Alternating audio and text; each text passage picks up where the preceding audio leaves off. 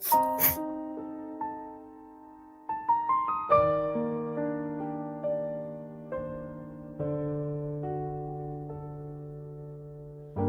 the murk of twilight's glow, tales of horror gently flow through the annals of the past. Mysteries we seek to cast. In the shadows secrets lie, truth that time cannot deny. Voices echo, stories blend. In the night they never end. True crime tales that chill your spine. Cold cases lost in time. Duo murders dark and grim. Pique your interest, drawing you in. Every mystery left behind. Whispers creeping in your mind. Covering all sorts of crime. Stories twisted but sublime.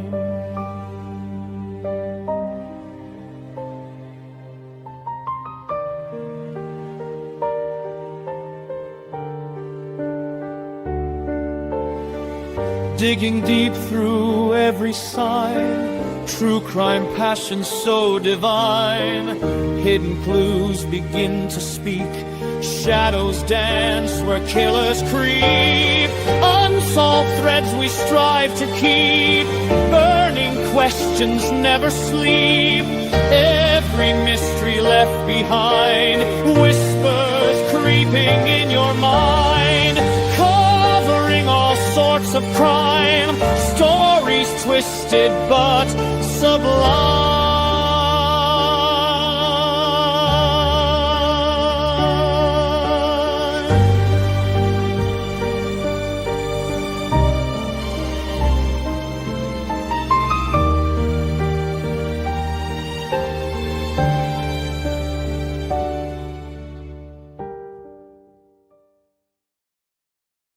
Good evening, everybody. Welcome to True Crime Duo. This is your Peter Coonan. Crime Night. Smash a like, subscribe, hit the notification bell, and as always, bless up for watching. How are we doing, Stace, love? I'm doing good. I'm finally back to getting crime done. Yay. Yeah, well, we've out of our control. Yeah. But we're back. We're back with crime. We're back. Jules is saying music's creepy. It is. I love it. I actually love the song. I sing it when it's played. It's my theme song. It's on my ringtone on my phone. I'm proud of it. It never is. Yeah, I'm proud of it. I love it. No, I love singing it. Susie, you didn't get me because it's a true crime thing. It apparently because it's for the crime section of the channel. They said it really fits it. Yeah, I love it. It does. You've done a good job. I didn't even know he was dead, lol. Keep up for fuck's sake. Come on, Wayne. He's deadly and he hasn't been reincarnated. Not that I know of. I fucking hope God not. help us if you do. Fucking hell, God help it if he's coming back. That's all I'm Definitely going to say. me out up and taking fucking Jassy belt with me. The thing is, though, just right. Before I did this, I knew he had a victim in Roundy Park. But I didn't realise the section where she was, I've stood many a times. Dr. Jangle and Miss Hyde. Dr. Jackal and Mrs. Hyde, Jules? Jackal. We'll get there. She'll give you a jangle if you want, Jules. You know what I'm saying? No, I'm still at the same place. Angels, just I've been deep cleaning. Hello, Carol again, darling. Good to see you back, sweetheart. Big up, Carol. Nice to see you back. Hope you're doing well in the family. Actually, it's the first time in the crime section, I think, as well. Not mistaken. Yeah, it's a bit more polished than normal, Carol. Not much, mind. We've got Stacey and Chris. Yeah. Hey! What are you saying? Big up, Wiz. How bad does she think we are, Mum? Bad. No, she's very spot on, Question. She's spot on. Why would you even have to ask it like Jess just said? Why would you ask that question? You know, Cruise is in line with JSY. I don't know about you, Stace. You know what I'm saying? A bit slow notes. I love.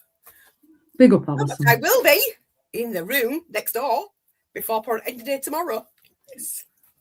Well, Yeah, we've done a few there, Carol. We do tend to keep this one quite polished-ish. There's no No cases. It's a polished YouTube on here for the start, so it's not going to be Yeah, polished. that's what I mean. That's why polished-ish. Ish. We don't talk Oh, football. there's a bit of time and effort gone into these streams. Yeah. Bye. And I'm going to warning. This is actually a long presentation. It is 59 pages long. Oh, you cut down by 1 page. Now, brace yourself, peeps. Lock yourselves in. I have done this one twice because I wasn't happy with the first draft, so I completely deleted it and redid it. Big up drooler. Yeah, that's true, Wiz. That's true. That is true. Yeah, yeah, it's fine. I think that's Like I ask every week, but I'm sure people will know anyway. Peter Coonan, I'm sure everybody on the panel's aware of him. I'm sure a majority of people in the chat are aware of him. Do you know what? I could not find any youngish photos of him. You are. You know, like I did with like Greenville Killer. Could not find anything like that with him at all. Yorkshire Ripper. Pitch. Hang on. And it does some fudge that tells me off. Don't you think? He looks an evil bastard. His eyes are fucking. He's got them black eyes. Yeah, black eyes. It's them eyes, isn't it? Yeah. But looking at him, would you have thought he'd have killed us when he'd killed? Just looking at him walking past him in the street, you just wouldn't think it, would you? Let's be honest. Well, for me to look at him, I'd think I wouldn't trust him as far as I could throw him. But maybe it'd be iffy for certain things, but let's face it. Would you have thought he'd have committed 13 murders and 7 attempted murders? Nope. Nope. Looking at him. No. I'm going to try and get a lot made. And how he got put in Broadmoor, I'll never know because he knew exactly what he was doing. He there's did no exactly thing there for me. I think he planned it actually. Let me just. Rob, I got obviously called. But looking at him, well, the thing, Broadmoor's a cushy part of it. That's what the criminals are thinking. Broadmoor's cushy because it's not technically a proper full-on prison. It's a hospital prison rather than a. What prison is it? It's nothing like a prison. You get a lot more leeway in places like Broadmoor than you'll ever do in HMPs. Just my opinion, but it's a lot easier life in there. Oh, definitely. Why do you think the prison? I don't know that being in there. No, I've not personally been in there, but just speaking from what you've seen on fucking. Yeah, that's what I'm saying. It's a lot easier than being in Nick. Yeah. Oh, yeah, it is. That's why. What's his face? When we did the Russell murders. Yeah, Sam's. We wanted to go there, but he actually was mentally ill, and they just thought he wanted to go there for shit. It's an example that what people thinking when you say Broadmoor, criminals saying Broadmoor, they're probably thinking more of an easy lifestyle rather than getting the help they needed. Charles Bronson, he's not criminally insane. He just won't admit to what he's done. No. And he says, "Well, I should have." Broadmoor's just a male prison, isn't it? Yeah. See, the thing is, I can remember my mum telling me, like, when she was a little girl growing up, when this happened, because obviously she was growing up at the time, that they were really funny with her. She had to be back at a certain time. She wasn't allowed to go out alone. I can remember mum telling me that. Yeah, there were curfews. I don't know how I've put it in the PDF this or not, but yeah, they cover it in the Netflix series. Yeah, they actually implemented a curfew. For ladies, but then they also said if a woman's going to go out, they have to have a male companion. Yeah. So, which caused a right ruckus. Yeah, it did because they thought that. I can understand.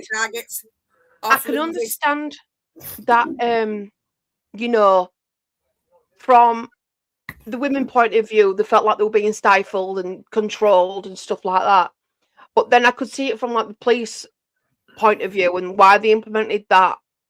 No disrespect to the police, Stacey. If they'd have done the job fucking right, they'd have had him a long time to fucking go. Don't go there about police. They missed so many opportunities for Peter Sutcliffe. It's unfucking real. 9 times. They arrested him. So 9 times. Don't tell me that, you know, it's...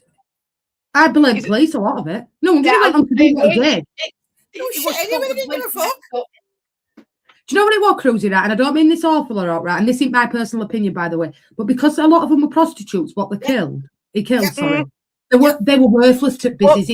No, you are 100% correct. Yeah, you're right. That was It would have been somebody, I don't know, middle-class woman, worked in a bank and all that, they'd have been bothered. But because they were prostitutes, they were seen as a burden to police anyway. So we did them a favour. It's wrong. The 16-year-old, I think she was. Youngest were 15, I think. Yeah, the youngest one that he killed. Yeah, 15. That's when it piqued their interest because she wasn't a prostitute.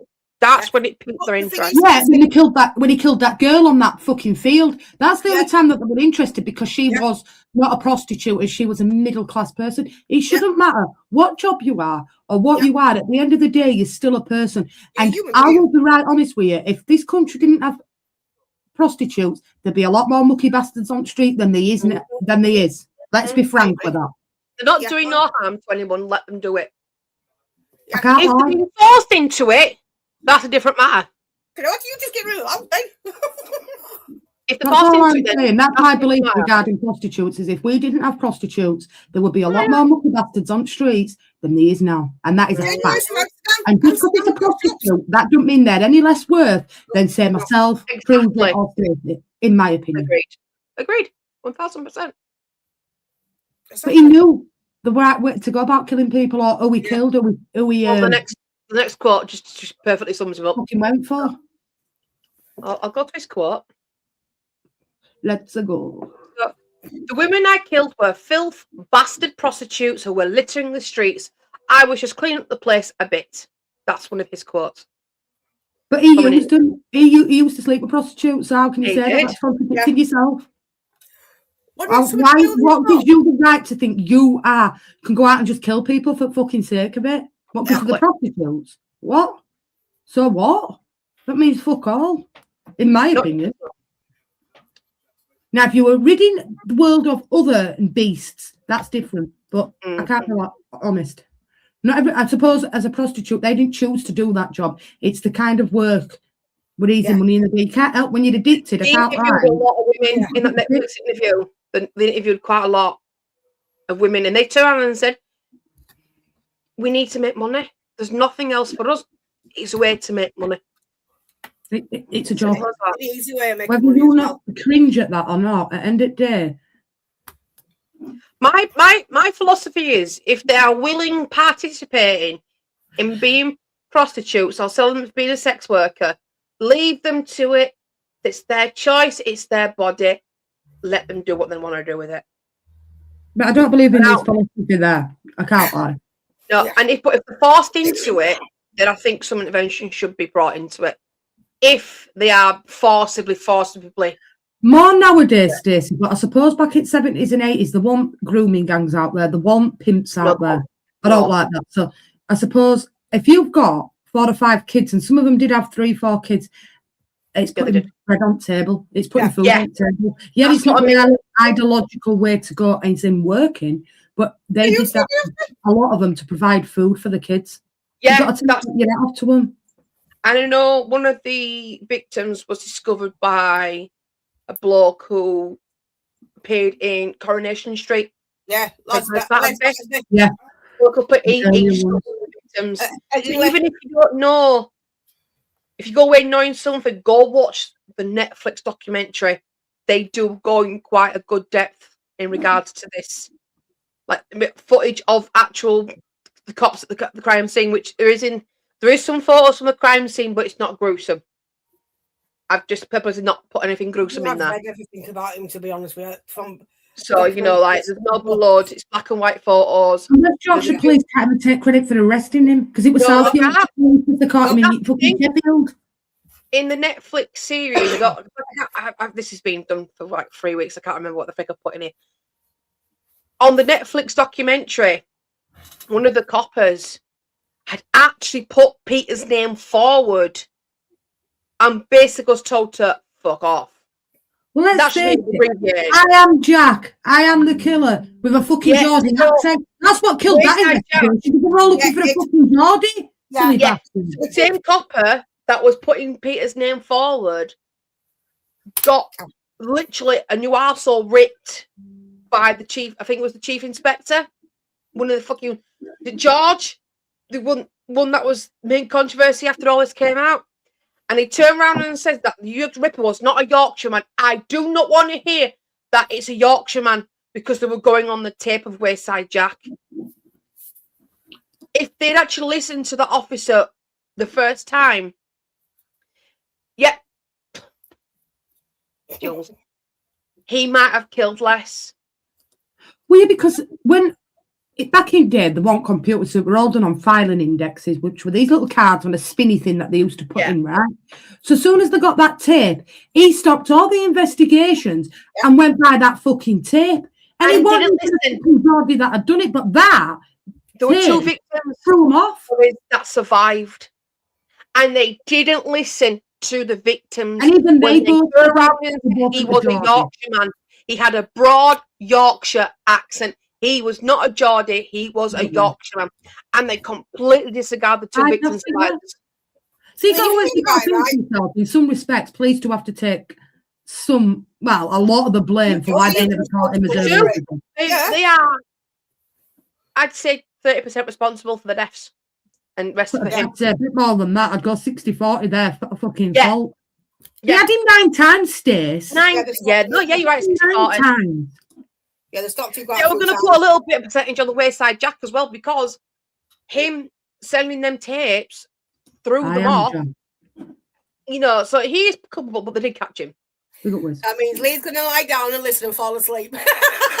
He's gonna fall asleep. Just kidding. If you'll fall asleep, it's boring. Then let me know, Liz. Enjoy your sleep. just joking. Yeah, enjoy your sleep. And I agree. Forensics were nothing like how they are today. They're not. Exactly. No DNA. DNA back in 86, so DNA typing back then was blood groups. Yeah, all they could say was A, B, whatever, negative, fucking positive. It wasn't until 86 that fucking DNA came into play.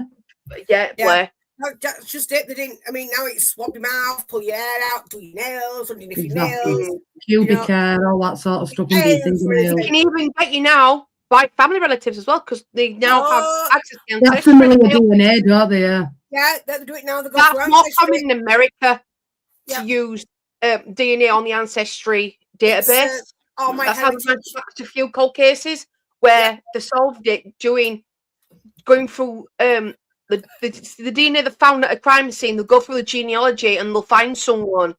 Because I think that's like an uncle or an auntie or something like that. America.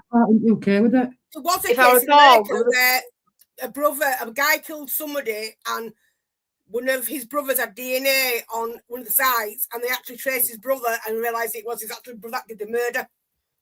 So, there was a bloke that he was a film director, and they thought he'd done it because of what movies he made. Better take our DNA. And they realised it was his uncle that was the killer. Can you imagine now, for example, did not Dennis Nielsen? Oh, no, was it Dennis Nielsen? There was one or two they couldn't identify because the bones were so deteriorated. Big up, Vinny. Now they could identify any ones that are remaining. They could right now probably identify them. But only if it's done in the proper, it's been secured and way the right order. Now, it's no good. With DNA, because what they can do now is they can take a small amount of DNA and replicate the DNA strand to make a good sequence of DNA to be able to be identified as someone. That shows you how much DNA has advanced from when Sutcliffe were doing these murders to now. Yeah, but when it first started off, they didn't get it right in the first place. But they just found a body, haven't they, of bones in between Wakefield area in some woods. If you haven't read about it, it's in news now. Yeah, I've seen bits about it. I'm not been into it yet. What's the name? And Nicola's friend. The chef. Forgot her name. You think it's her? A lot of people think it's her. Clara or Clarence or something. Look, I know what you mean. Yeah, I can't remember her name. I know who you mean. Yeah, I think it might be her. Yeah. Because what Belfield connected to her at some point. Didn't you think Belfield were connected to her at one point? Yeah, but Belfield, no, because it's different. They think it was a neighbour that lived above her. Yeah, right. Yes, I know who you mean now. Yeah, because it's still unsolved, isn't it? Even after Claudia Lawrence? Claudia Lawrence, that's the one. Yes, Claudia. The brain is And there. that's an interesting one, Claudia Lawrence, because they've never found her body. And her dad Well, got that's accused what of I'm it, didn't he? They might have done, Jess. Fucking no They're saying- They found the body out there. Yeah, they're Bones. saying the body's been there for quite a while, so it's not a new body, it's an old body, which could take it back to when she went missing. Well, Steve Knight's just been charged with another murder that he committed way before he killed those 5 prostitutes in Ipswich. They've just charged him with another murder. Yeah, what is it? Have we got the crossbow killer on the list? No. One in Bradford. Crossbow. That's very good one to cover. Is that with dodgy eye? No. See, that's to make you think then, isn't it? Yeah. But even if Right, let's you get cracking because it's a long one. right, I mean, Sutcliffe, right, when he did all his murder, you think about it, right, we actually drive past most of them places. Exactly. Really? That's the thing. Mm. That's what I'm saying, though. I knew, like I said, I knew one of his victims were found in Roundy Park. Yeah, well, outskirts of Roundy It Park. wasn't until I knew. Don't get me wrong. I knew quite some parts of this Yorkshire Ripper, but obviously, when I were doing the research for this one, I actually rewatched the Netflix series as well alongside, and then I'm looking, I'm thinking, I've been on that spot so many times because when she was murdered, there was no outbuilding there, but there is now, right near where she was found. And how many times have I been at that outbuilding? And I'm stood there and I'm reflecting, thinking, wow. And then I drove past Edinburgh the other day and I showed you where they were found. Yeah. Yeah. I It's thought, amazing.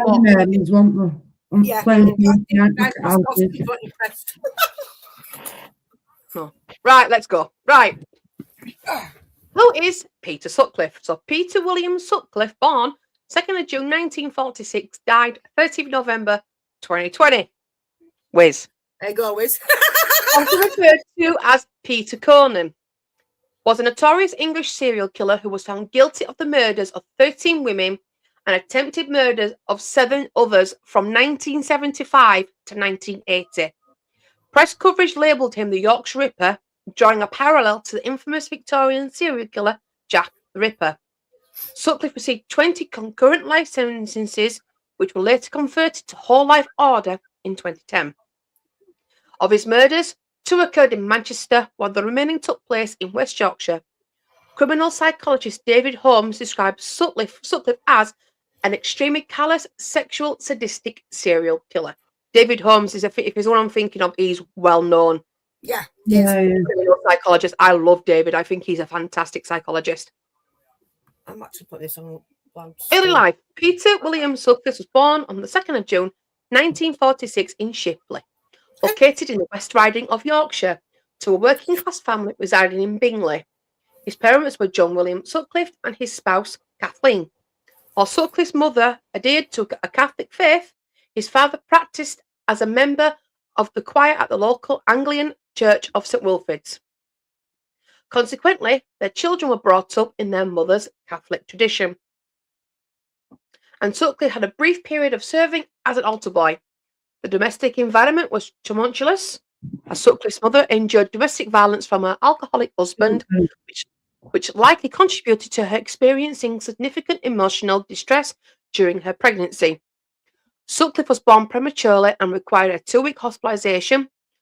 One of Sutcliffe's brothers recalled an episode where their father violently struck Sutcliffe with a beer glass during a Christmas dispute when the brother was around 4 or 5 years old. Furthermore, it was common for Sutcliffe's father to discipline his children by whipping them with a belt. Does somebody want to answer that for Roland? An altar boy is just basically someone. It's like works in the choir.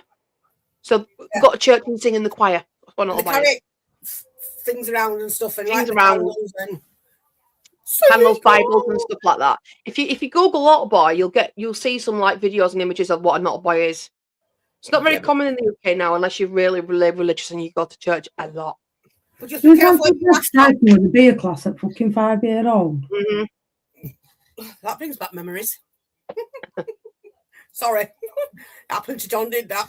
It's I got pissed me a little. He fucking fell out of back door and fucking whacked his head in the fucking lawnmower and split it wide open. Tried to bring that to hospital. They'd have to take him down. In 1970, Sutcliffe's father impersonated his wife's lover to entice her to a nearby hotel. bringing along Sutcliffe and two of his siblings to witness the revelation of her unfaithfulness.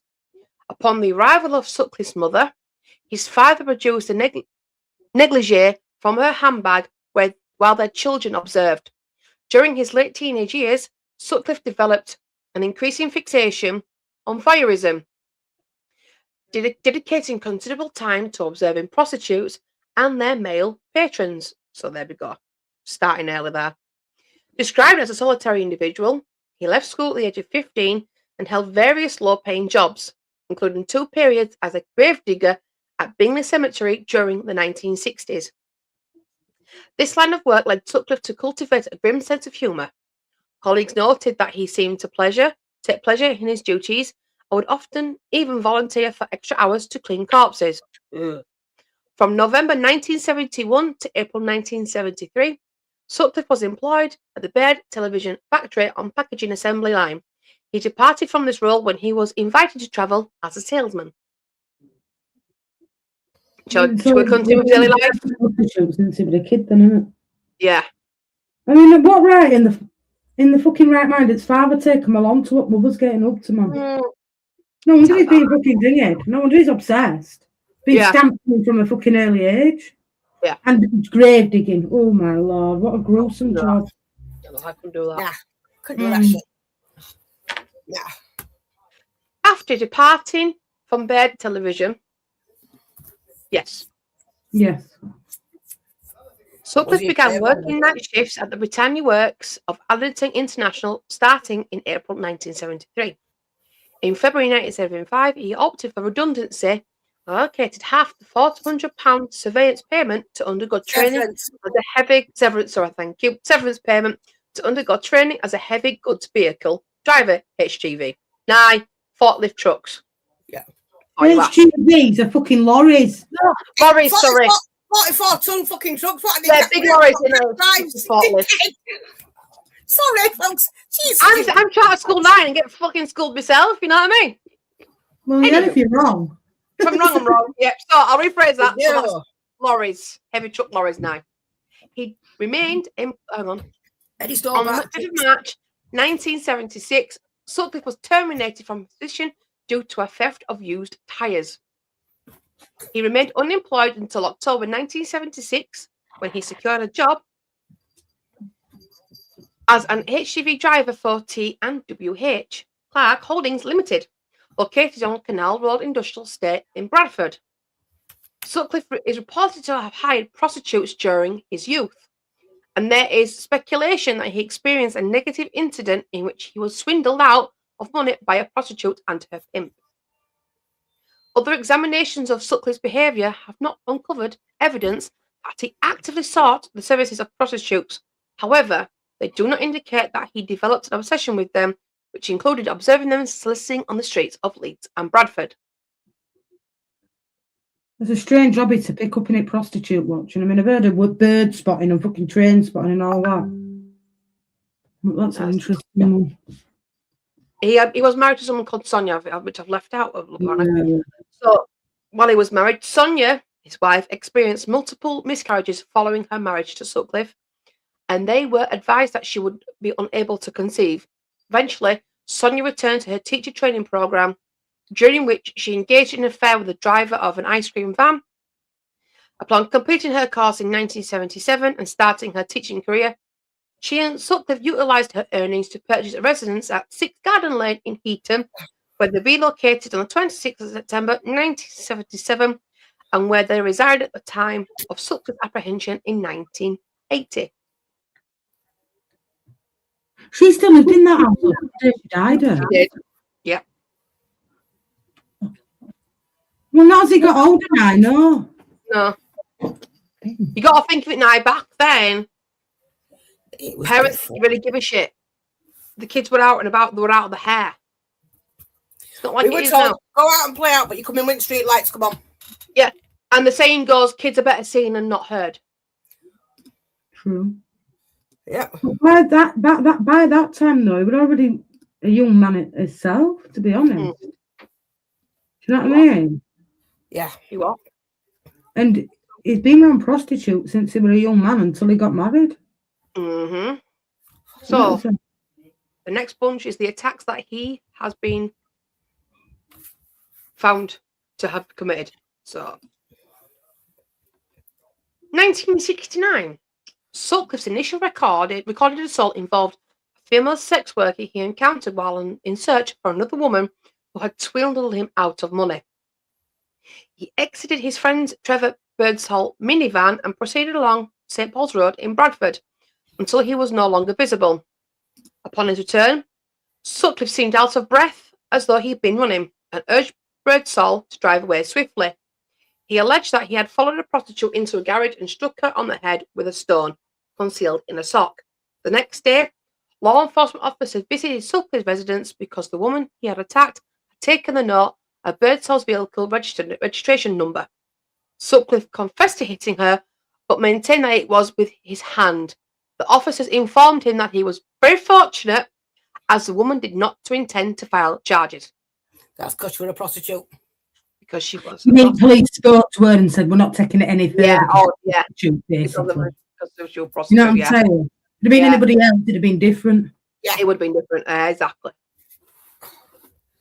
In 1975, Sutcliffe perpetrated his second documented assault in Keighley on the evening of 5th of July.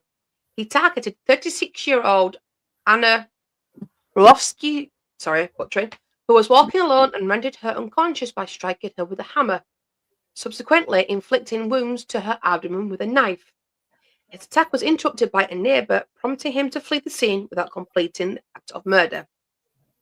I'll just call her by her first name. Anna survived after undergoing brain surgery. However, she was left with significant psychological trauma as a result of the incident. She later conveyed that she experienced a persistent fear of venturing outside, feeling as though she was being observed and pointed at by others, and described how her encounter with Sutcliffe had transformed her existence into one of despair, at times wishing she had perished during the assault. That's bad. Yeah, she did her...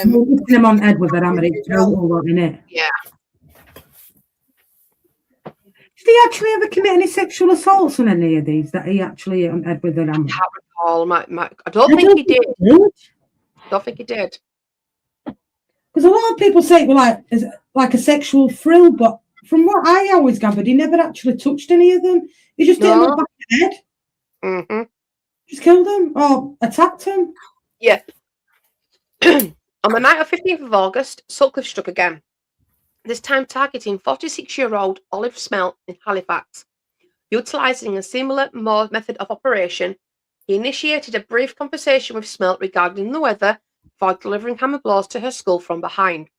Following this, he disarranged her clothing and inflicted a knife wound to her lower back. Once more, Sutcliffe was interrupted, leaving his victim severely injured but alive. Like Anne, Smelt endured profound emotional and psychological trauma in the aftermath. She later informed Detective Superintendent Dick Holland that her assailant possessed a Yorkshire accent. However, a crucial detail, along with the fact that she, not Anne, were situated in areas known for red light districts, were situated in areas known, for red light districts, was disregarded. So because he was saying it with a fucking Yorkshire accent. Yeah. Right, so according to this, Peter Coonan, known as the Yorkshire Ripper, was never formally charged for or convicted for sexual assault in the court of law. I agree, Drew. Like the often sexualised nature of his crimes. So they didn't charge him with didn't physically assault them then. So he just got away with that if he just charged him with the murders. And the right. I mean, but on that occasion he used a knife, which one very thin. Normally it would just, I'm not saying the knife. He must have had a deep hatred from prostitutes, and that all stems, in my opinion, from his dad. Yeah, I agree. Yeah, totally. On August 27th, Sutcliffe assaulted 14-year-old Tracy Brown in Silsden, striking her on the head 5 times from behind as she walked along a rural lane. He fled the scene, noticing the headlights of an approaching vehicle, leaving his victim in need of brain surgery.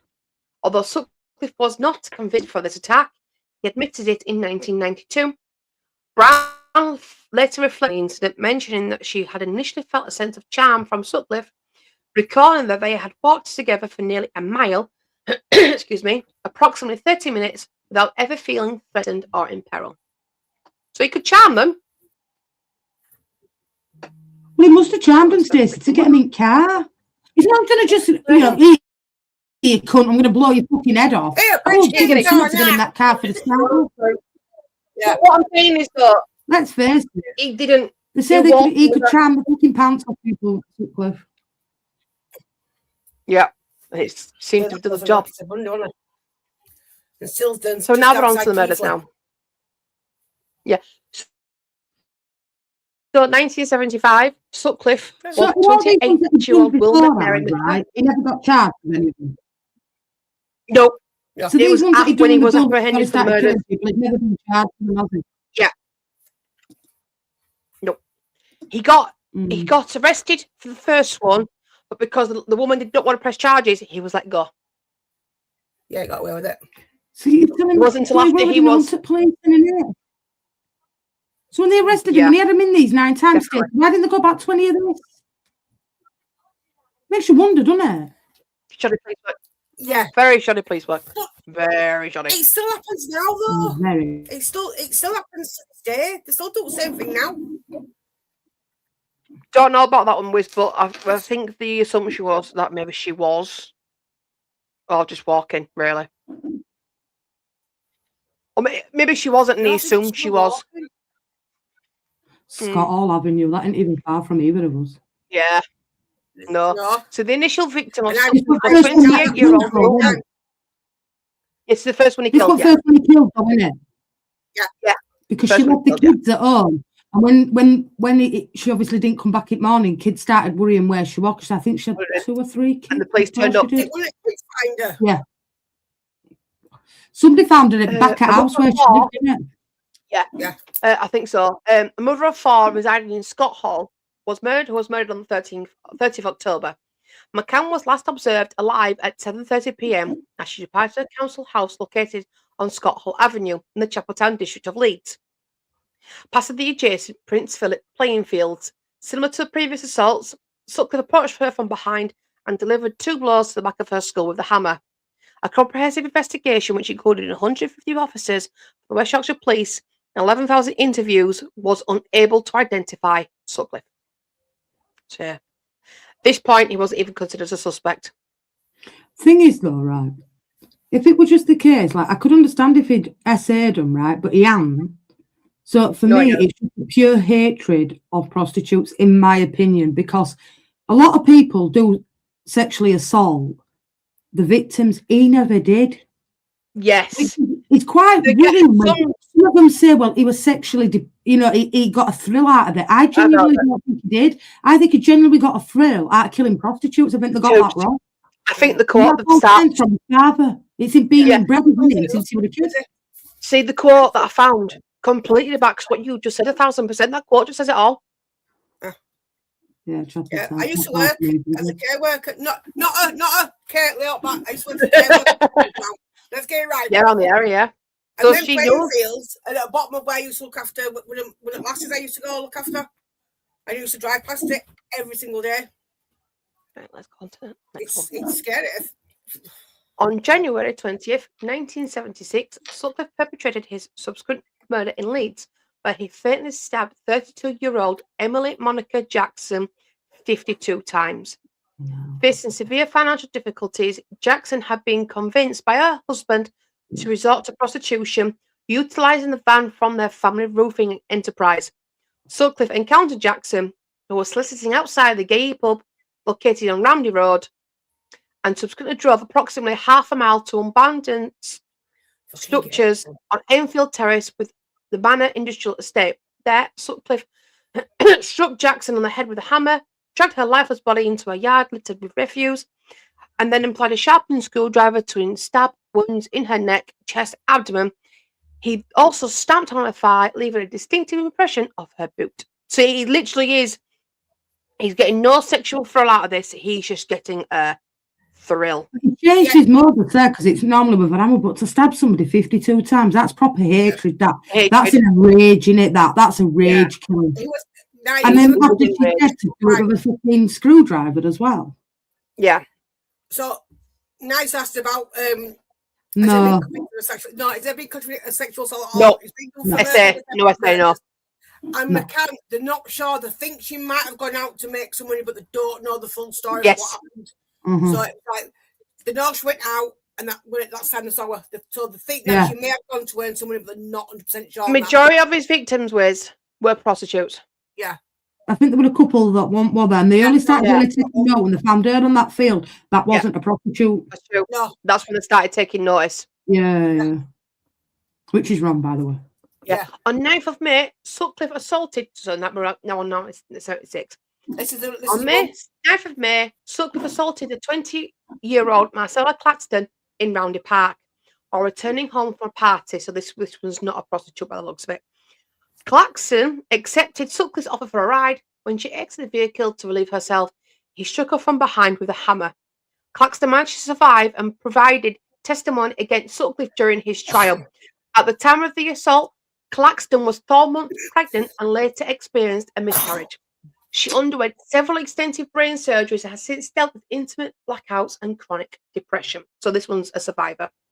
Well, let's face it, back in the day, a lot of women or young girls used to flag down cars for a lift, didn't they? For a lift home, yeah. Now, it ain't heard of, but back in the day, lots of young girls used to flag cars down for a lift. I mean, you won't do it nowadays, and you always tell your kids, you don't go with strangers, and you know what I'm saying, you run away, but I suppose back then, it was totally different. But he's evil, in it. Your most weakest, squatting to have a wee, and he gets out of car and it's on head with a hammer. What an evil bastard. So, 1997. On February 5th, Sutcliffe assaulted 28-year-old Irene Richardson, a prostitute from Chapeltown in Roundy Park. Richardson was last observed at 11:15 departing from a lodging house on Corpus Street, where she mentioned she was heading to Tiffany's, a pub and disco located in the heart of Leeds. I don't know where Tiffany's is. You might have to enlighten us, mother. You speed the Marine Centre upstairs. Yeah, I know what you mean, Cruzy. Yeah, I know what you mean. There we go. Older generation will know. I won't mean that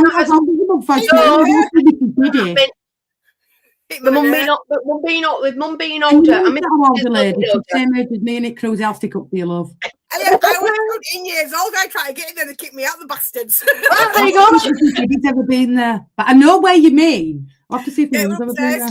Yeah, Steve Banwitz is there. I'll ask him. She was brutally bludgeoned to death with a hammer, suffered stab wounds to her neck and throat, as well as 3 punctures to her abdomen.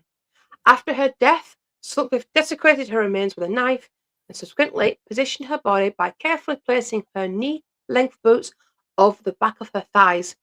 Tire tracks discovered near the crime scene led to an extensive list of potential suspect vehicles. That's looking for a needle in an haystack, innit? Yeah. Especially back then. Tire marks could be from loads of different fucking cars. Yeah. And again, people just hitting her on the head with a hammer. Then he goes full hog and stabs her and mutilates her body. Yeah. And that's so much disregard for prostitutes. It's unreal. No, it used to be a nightclub ruler. If you ever remember, there used to be a program called Hitman and Her with Peter Waterman and Michaela Strachan. These 2 nightclubs. And it was actually on one of their projects. They've actually been on doing it. I'll find a picture of it. See if I can find a picture of it after we're finished. It went from Tiffany's. What was it called, Tracy? Tiffany's. Tiffany's. YouTube. Tiffany's. Well, Jess is finding that. I'll do this part. 2 months later, on April 23rd, Sutcliffe murdered 32-year-old sex worker Patricia Tina Atkinson Mitra in her flat in Bradford, where law enforcement discovered a boot print on the bedding. Sutcliffe stated that he had picked up Atkinson in the Manningham prior to transporting her to her home. Once there, he struck on the back of the head 4 times to render her unconscious, subsequently removing her jeans and pants and exposing her breasts. He then proceeded to stab her 6 times in the abdomen with a knife. Have you found it, Jess? Or shall I continue? You found it. Okay, darling. Yeah. Leeds Here Marion we go. Centre. This is the one. Yeah, Leeds Marion Centre, but you can't really find a picture of it. There's not much on here. This is the one that got the police's attention, if I'm not mistaken. On June 25th, 1977, 15-year-old Jane Michelle MacDonald went to meet her friends at the Hofbauer's house, a German-style beer hall located in Leeds. After missing last bus home, she returned to her friend's house to wait for her sister to pick her up. Approximately 45 minutes later, MacDonald opted to walk home. During her walk, she was assaulted by Sutcliffe on Reginald Street at around 2 a.m. The following morning at 9:45 a.m., children discovered MacDonald's body in the playground situated between Reginald Terrace and Reginald Street in Chapeltown, which I think is now the home of Reginald Centre. That area, because I've been there quite a few times with Zachary for his appointments. Yeah, the post-mortem examination was conducted by the Home Office pathologist, Professor David Holmes. At the time, the police did not disclose the full extent of her injuries. However, it was later revealed that she had been struck in the head 3 times with a hammer and had sustained stab wounds to her chest and back, with a broken bottle found lodged in her chest. That's grim, isn't it? So this is the one. I think this is wrong, but I think this is the one that made the police pay attention. But have you noticed So something she's there? 15. And Where they say a Home Office pathologist inducted that. What about the rest of them then? Why wasn't the Home Exactly, Office this is when they pathologist so many other ones? They were prostitutes and she was just a civilian, shall we say, walking on. Why should that matter? So they're reporting on this from what I can find from Netflix. They were reporting on this, but it was they were prostitutes, and that just there was just no regard for them. When this victim came out, but then again, look at that. it changed. She was just a civilian, as we say. Yep, she just happened to walk in. I and know miss we've the got bus. plenty of places that are shopping centres. Town itself is a big shopping centre. Yeah. So basically, anyone that was at a certain time was a prime target for him, prostitute or not. Oh, to him. Exactly. Anyway. On October the 1st, 1977, Sutcliffe took the life of 20-year-old Jean Bernadette Jordan, a mother of 2 and a sex worker from Manchester. So this is the one that's outside of Manchester, in Manchester, sorry, who was the victim referred to as her friends as Scottish Jean. Shortly after 9 p.m., Sutcliffe was driving through the Moss Side area when he encountered Jordan.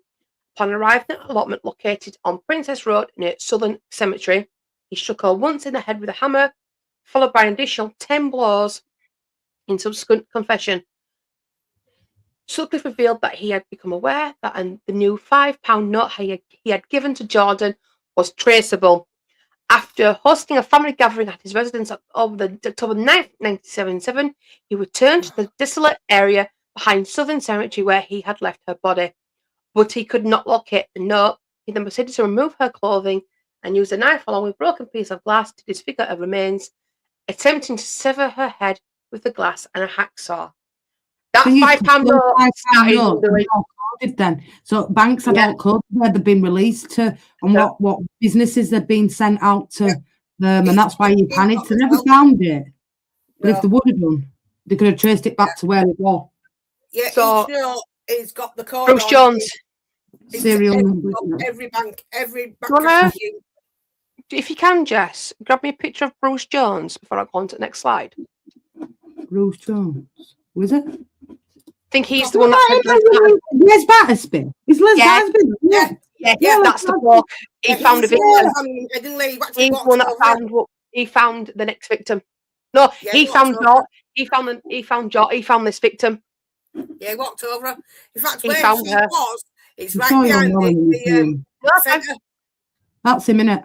Yeah, that's him.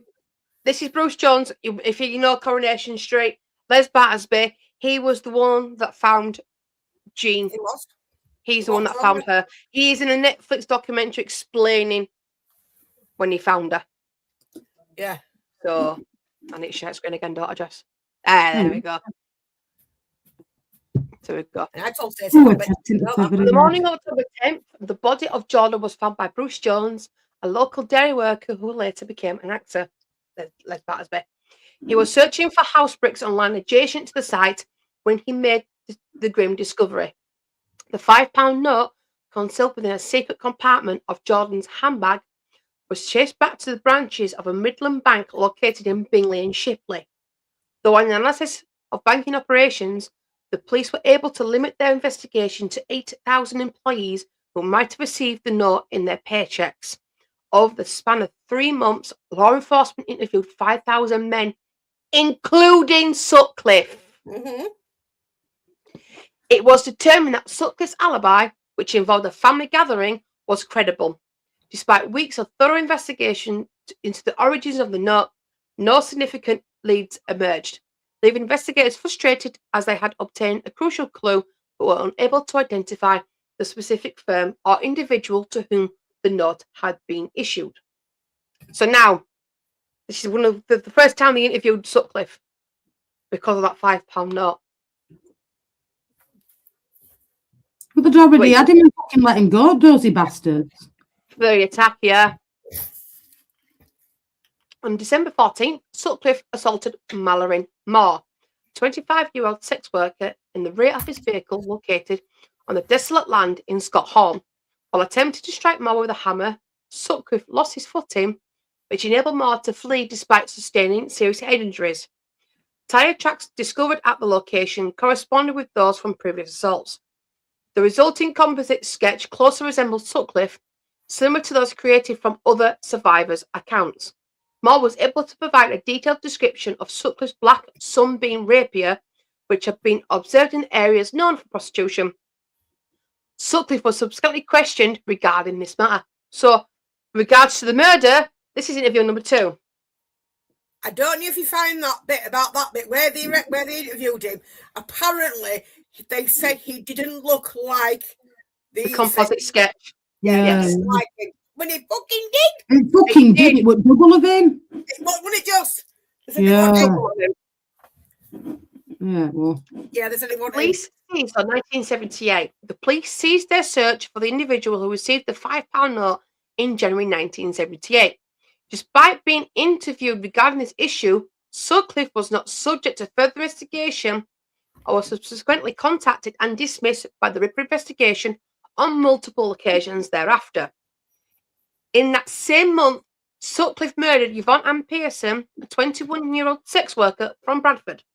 On January 21st, January 1978, he violently struck her head multiple times with a ball-peen hammer, then leaped onto her chest before forcing horsehair into her mouth from the discarded sofa, beneath which he concealed her body near Lum Lane. I know where Lum Lane is. 10 days later, on January 31st, Sutcliffe murdered. Sure. Right. Yeah, they're saying he didn't look nothing like the EFIT, right? Yeah. Go back. Yeah. Look at this, right? Look at that top one, Stacey. You're telling me that don't look like him. Yeah. It looked like him. These Now, are I understand with the other 3. No. the second one, yeah. No. Second one, no. First one. It's not far off. First one is not far off at all, but if you look at that third one, to be fair. No. For me, the forms only 3 I'd say were him. I think the first one is more spot on with him. I think the third one. Far too, no. Far too. I think the third one's a bit too elongated in the chin, which probably why they threw him off a little if bit. you look at that one there, that third one down, right? I know the hair's a bit off, but the goat is spot on. Yeah, isn't it? Both is spot on, but I think if you look how elongated the chin was. Yeah, well, come on. It might have to look a little bit. What you expect? I mean, look at that one at bottom there. That was Marilyn Moore's second photo fit issued, what you've just been on about there. That's very similar. Yeah, that is spot on. And then if you go on to this, right, that £5 note. Yeah, which we discussing. I just don't get. Both times his wife. See, his wife gave the same story. See, I just don't know how she. I can't even read that shit on that screen. That's so small. I don't know. No, if you go back onto that, Jess, there's a quote there that kind of hit the nail on the head.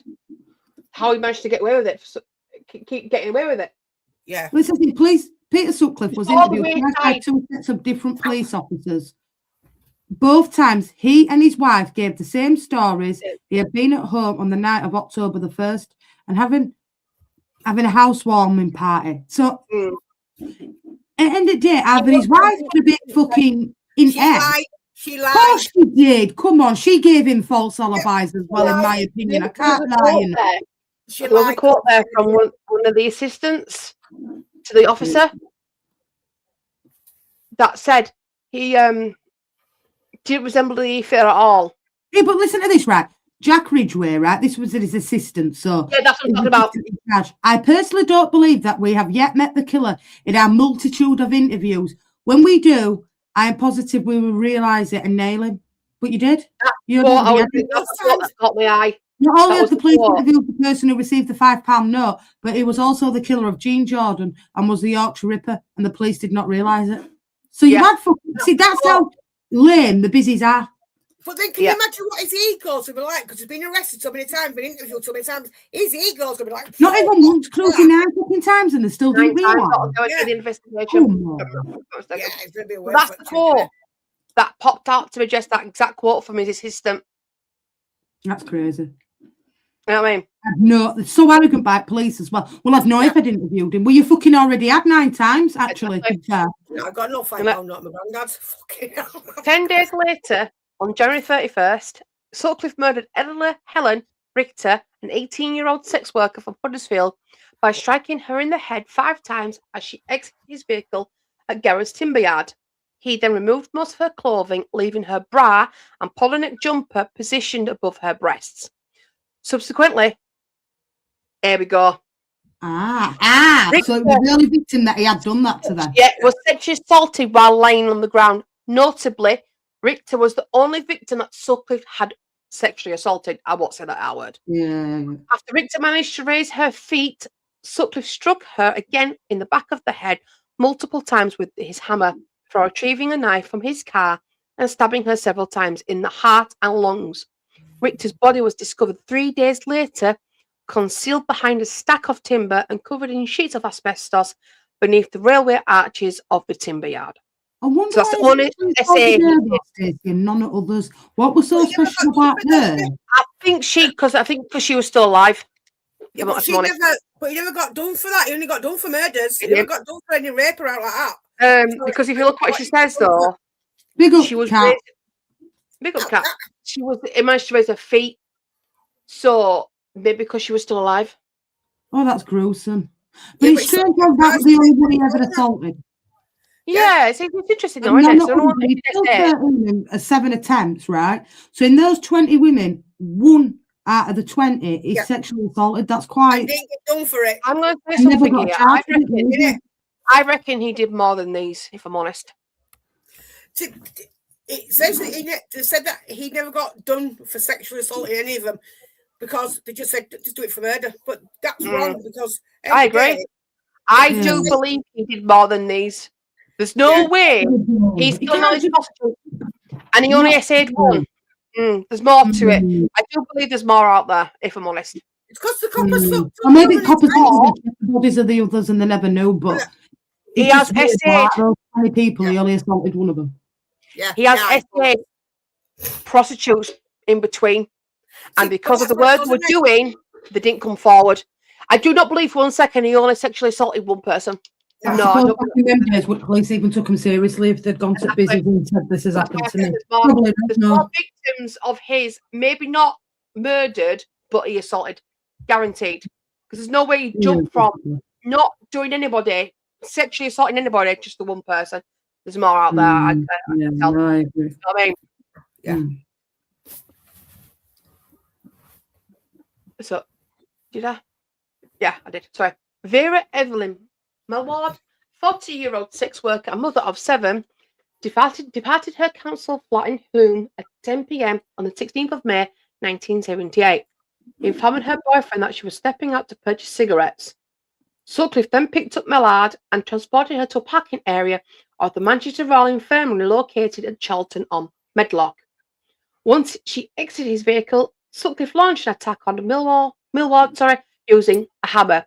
Additionally, she was slashed across her abdomen and stabbed multiple times with a screwdriver, which penetrated through the same wound in her back.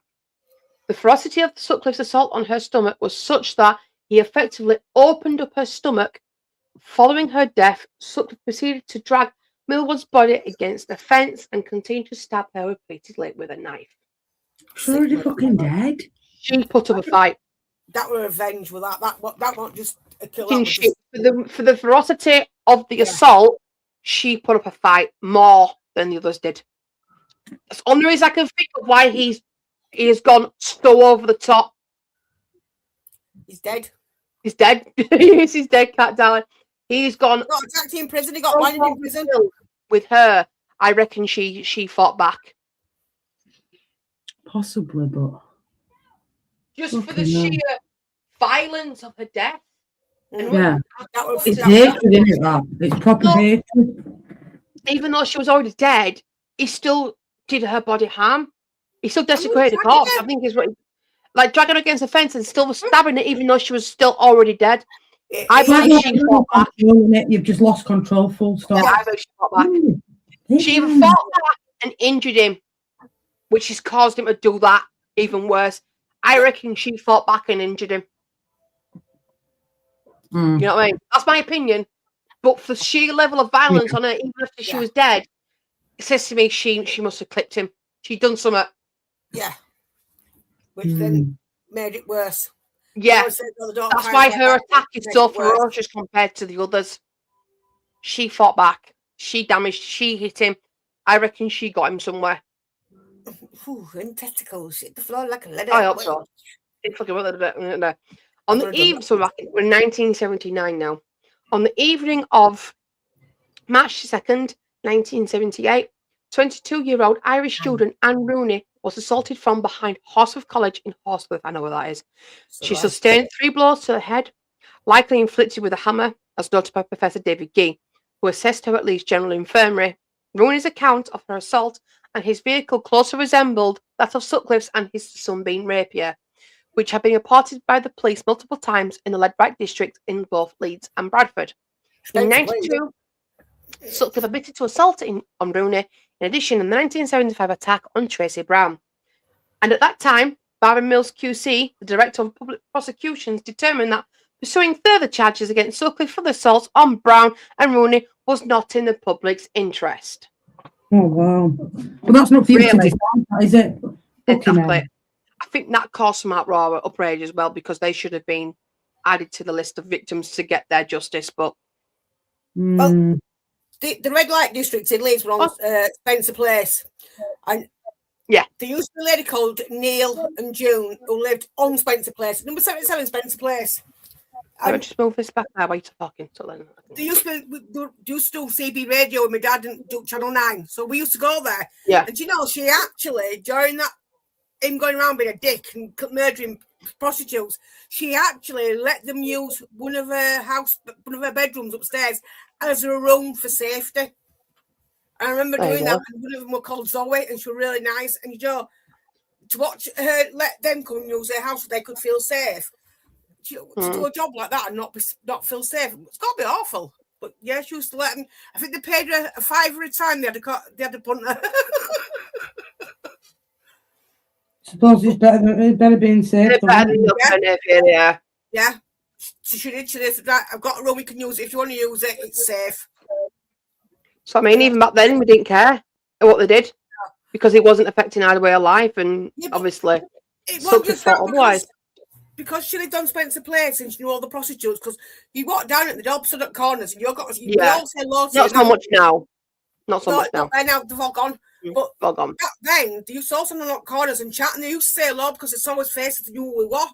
Do you know what I mean? So you get to know them on a one-to-one basis by standing and talking to them at the gate. And I think she had about 4 of them. She used to let the room to. Like, used to come and use the room. And she'd make a right fucking profit. Big up to her, though, for at least, letting them go somewhere safe. Auntie June were a thing you wouldn't mess with her. She was small. You know what I mean? Because no matter what, police were telling them not to do it. They were still doing it anyway, because like they said, they had to earn money. On the streets. Yeah, they had to earn the money. Yeah. So on 11:55 p.m. on April the 4th, 1979, Sutcliffe murdered Josephine Ann Whittaker, a 19-year-old clerk who was walking home through Savile Park Moor in Halifax. Sutcliffe struck Whittaker from behind with his ball-peen hammer and then struck her again as she lay on the ground. He subsequently stabbed her with a screwdriver 21 times in the chest and abdomen and 6 times in the right leg before also inserting the screwdriver into her vagina. Sorry, peoples. Whittaker's skull was fractured from ear to ear. That's some fucking crap, So he sodomized her. Yeah, he did. Sodomized this one. I think that's the right terminology, sodomize. I think that's the right terminology. Could be wrong. But you see, when you're growing up, right, and this is happening, you hear all different stories of what he did do, what he didn't do. How true were the stories I heard that he'd smashed bottles and stuck them up them and everything, you know, things like that. Yeah.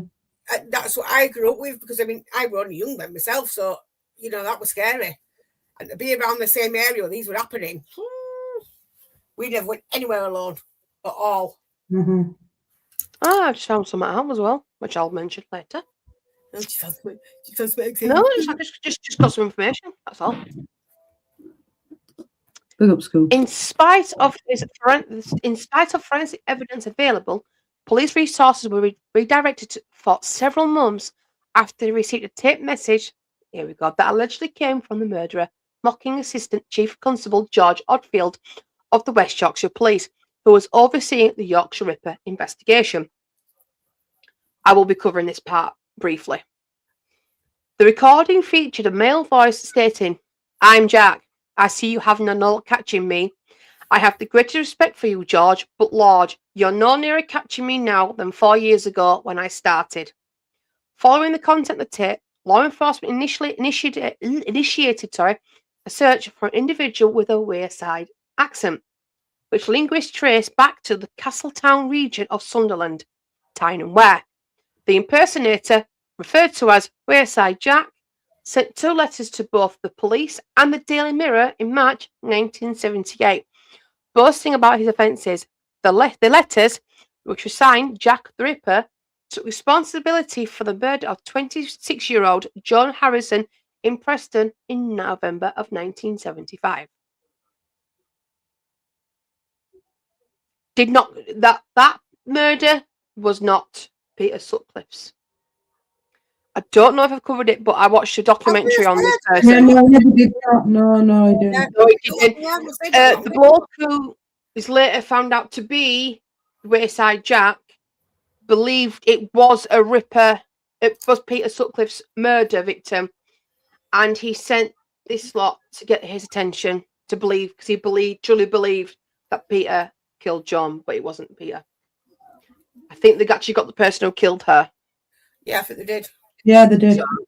They had nothing to do with it. Just trying to recall. No. My brain's still not in full gear yet. It's They getting threw them off the fucking tracks, police. Put it this way. No, it was weird because while you were reading that, I could hear word for word in the accent. It was weird. I mean, so I wasn't going to do no Geordie or something. I wasn't going to even attempt. I remember hearing it on the TV, and that is exactly how I could hear it sounded. So the thing is, you were born around this time. You were what, 8 years old? Yeah, at this point you were 8 years old, so it would have been all over the news when you were younger. And we lived in Cross Green then. So before we continue, because obviously you were literally alive when all this was going down. I fucking hope so. No, but you know what I mean, though. You'll probably have some sort of memory of, like, at least like the Wayside Jack and the. Basically, the Wayside Jack, because I know it was very highly. When you were reading out what he says about the video on the tape, I could hear that voice, not your voice, but his voice. That was fucking weird. Like, we're creepy. You know what I mean, though. So, obviously, you were only 8. Yeah. At the time, do you actually remember any of this? Yeah. I know, like I said, you were only 8. Yeah, no, I remember it all because we used to watch the news. Because even though we were in, I think we were moving from Cross Green to Cross Gates, and because we moved out there in '79. But I remember listening to the video because in '79 we actually lived in Cross Gates in '79. And I remember watching the news and then playing the tape on the TV so you could hear the voice. And it wasn't just once or twice, it was constant to each news reveal. Yeah. Well, use it like what you spin now, it's different now. But every news that came on, it'd be on every news item, every channel. Well, every 3 channels back then. We've now got that fucking many. So you remember? I remember it, and I remember my dad going to work and being stopped down Shannon Street near Leeds Market by police, and they were questioning me, wanting to see his ID and everything, because back then my dad were working all day long. I remember seeing police arrest my dad, stop my dad, and I told my mum that, and my dad said, "Oh yeah, they stopped him." Question. But for me, yeah, I remember my dad getting stopped. About that then. Tomorrow when we see him. Yeah, ask him. He got stopped because the last got raped. Hey, Jess, I didn't know that. Yeah, I did not know that. I was. You know what to say about that, Jess? I don't know about you, but we're going to be interviewed by police in regards to Jack the Ripper. No, it stopped him. Well, do you remember when the copper Sergeant Steve got murdered in town? Yeah, I remember that. Yeah, well, the time I stopped him, and in fact, Sergeant when he got killed, Steed, I was in a laundrette on York Road with a lady called Lindsay. Now, Lindsay's related somewhere along the line. And this guy walked into where the post office is, where the post office used to be on York Road, Stacey, who passed away. He actually walked in to the laundrette with the Evening Post in his hand, turned it round, went, "That's me." And the guy actually had the paper in his hand, was a paper that was in the paper. And we actually reported to police, and the police come out and we told them what he'd said and what we'd seen. They didn't do fuck all. Do you know what I mean? But yeah, no, I remember everything from start to finish. The letters. I'll follow up on that then. After follow up on that and let everybody else know. Right. Yep. It was so in 1979, numerous billboards were installed throughout the northern England seeking information regarding the identity of Wayside Jack. The investigation into the hoax was reopened in 2005, and DNA samples collected from the envelopes were submitted to the national database.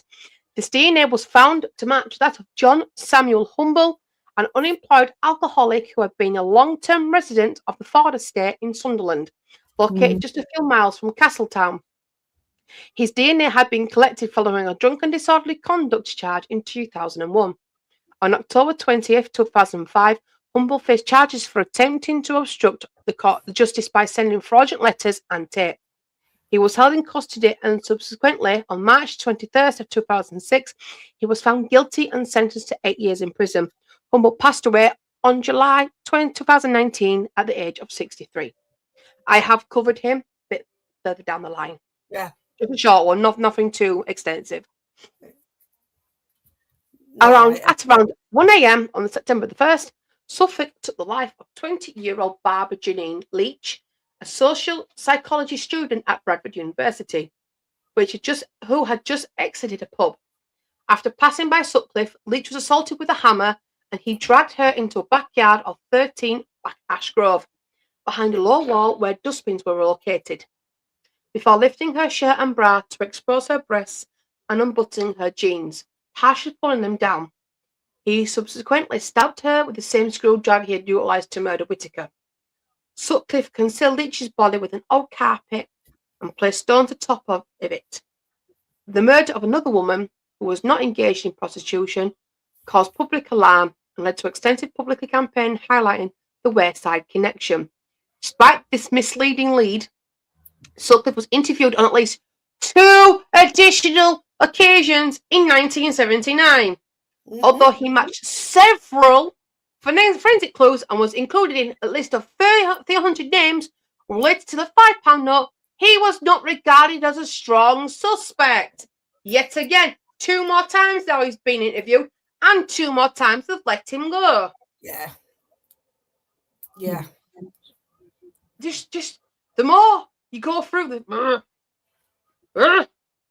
this is what, when I've watched this back, me old enough now and understanding it, if I were back then and at my age I am now, I would have launched for the TV to punch George and the 2 other dudes that were with him at that press conference. They were screaming from ear to ear. We caught him. Yeah, they were. Do you know, I actually remember the video. Don't show me fucking smiling, dude. I remember press conference where they caught him, and they were like, they sat there so smarmy and like, smug. They were so smug. Yeah. They were. So smug. Yeah, Jess? Yeah, I'm listening. Just chilling, darling. Holly show. Polished. So on June, sorry guys, we've got 29 out of 59 slides. Sorry, I didn't say it was a long one. If you need to go for a piss, go now. If you need to go pee, let me know. On June 26th, Sutcliffe was stopped while driving and subsequently tested positive for alcohol, leading to his arrest while he awaited trial, scheduled for mid-January 1981. He murdered 47-year-old civil servant Marguerite Walls on the 9th of August 20th. Walls departed her office between 9:30 and 10:30 p.m. to walk home in Farsley. Sutcliffe incapacitated her with a hammer, striking at the back of her head, continuing to assault her while shouting, "Filthy prostitute," next to a driveway.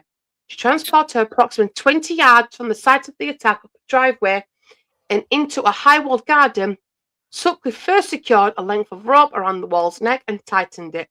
There, he suffocated her and removed her nearly all of her clothes except her tights. He then partially concealed the body with grass and leaves before departing. At this point now, he's just attacking anyone that's around.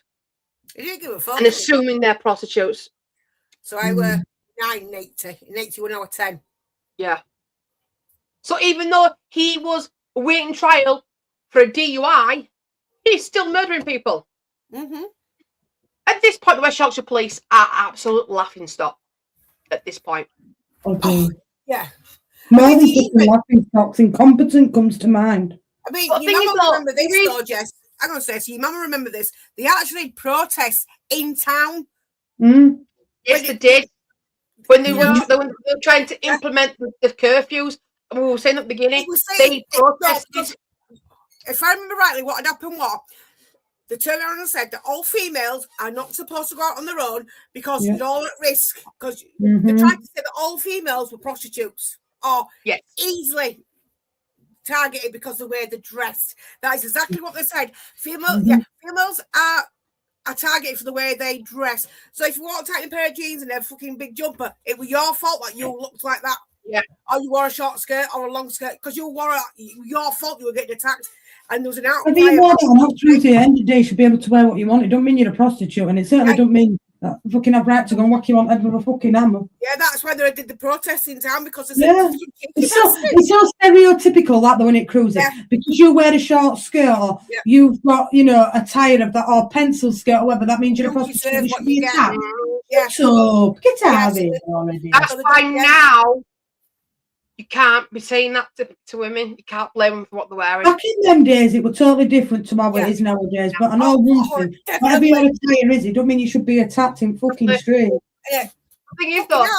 Nowadays, I've nothing on. You might as well just say, don't wear now. Maybe someone leaving work. I agree. What was she wearing? If they went down that route, what was that lady wearing? I doubt she was wearing a fucking short skirt and fucking low cut top in an office. Whether she won or whether she won, it don't mean you deserve to be a fucking exactly. Because police were arrogant back then and nasty. Big up to her. They were arrogant. They were a burden to them. That's why they weren't bothered. They were just as judgmental as every fucker else with police. A 34-year-old physician from Singapore, Upandaya Bandara, I do apologise, was returning home after meeting friends when Sutcliffe pursued her into an alley in Headingley. He hit her on the head, causing her to lose consciousness. Subsequently, when he was alarmed, he pulled her down the street with a rope around her neck, resulting in her death, and then escaped.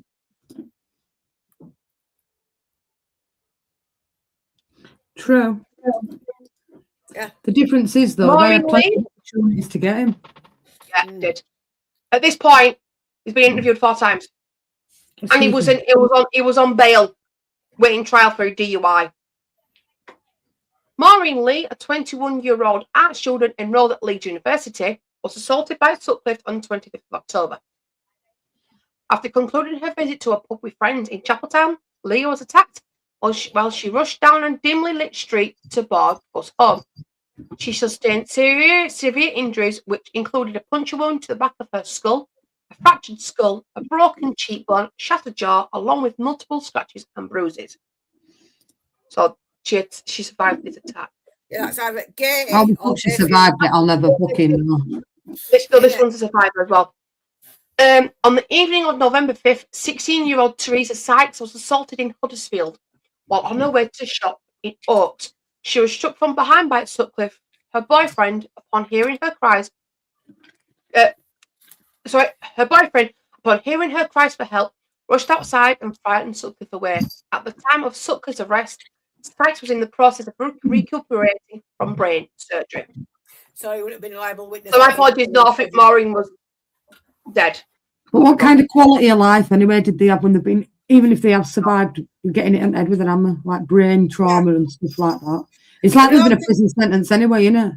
Yeah, she was the one, I think, she was the one that won't listen to. I could be wrong. There is one where one of them got attacked and she's actually done an interview about it. And she said she's on the Netflix one, the actual one that they used. She's actually in the Netflix one. Mm-hmm.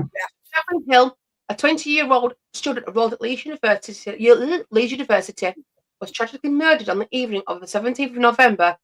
As Hill was making her way back to her student accommodation in Headingley, Sutcliffe struck her on the head, subsequently disrobing her and inflicting multiple stab wounds to her chest and a single stab to her eye with a screwdriver. I mean, that's gruesome, innit? I mean, I know stabbing, but in the eye. The brutality that he took it to were a total different new level, like stabbing him in eyes. It's just absolute pure hatred. And I genuinely believe that stemmed from his father doing what he did when he was younger with his mum and that, because, I mean, look, we all know when there's been serial killers and all, but to only sexual assault one of them out of 20, and to go to what he went to, as in dehumanising them women, he were absolutely fucking brutal. I can't lie. He made sure that he'd done the most he could do to their bodies. And, you know, imagine having to, as a parent, go and identify a body as your daughter or as your son with that extensive with injuries. That extent of injuries. In nowadays, that wouldn't have been like now. If it's too bad, they don't let you identity. You usually go for dental records, but back then it was totally different. And I mean, that must be bad to parents for life. I can't lie. Can you imagine going in there and finding your child exactly mutilated like that? No, man. Do you know what I mean? Big up, Vinny. No, I don't do it. So that is the last murder. On November 25th, Trevor Birdsall, a friend of Sutcliffe and the unintentional getaway driver during his initial recorded attack in 1969, informed the police of his suspicions regarding Sutcliffe. Overall, Sutcliffe had been interrogated by law enforcement on 9 distinct occasions related to the Ripper investigation prior to his eventual apprehension and sentencing. 9 times! Senegal have just scored, but it's been ruled out. Sorry.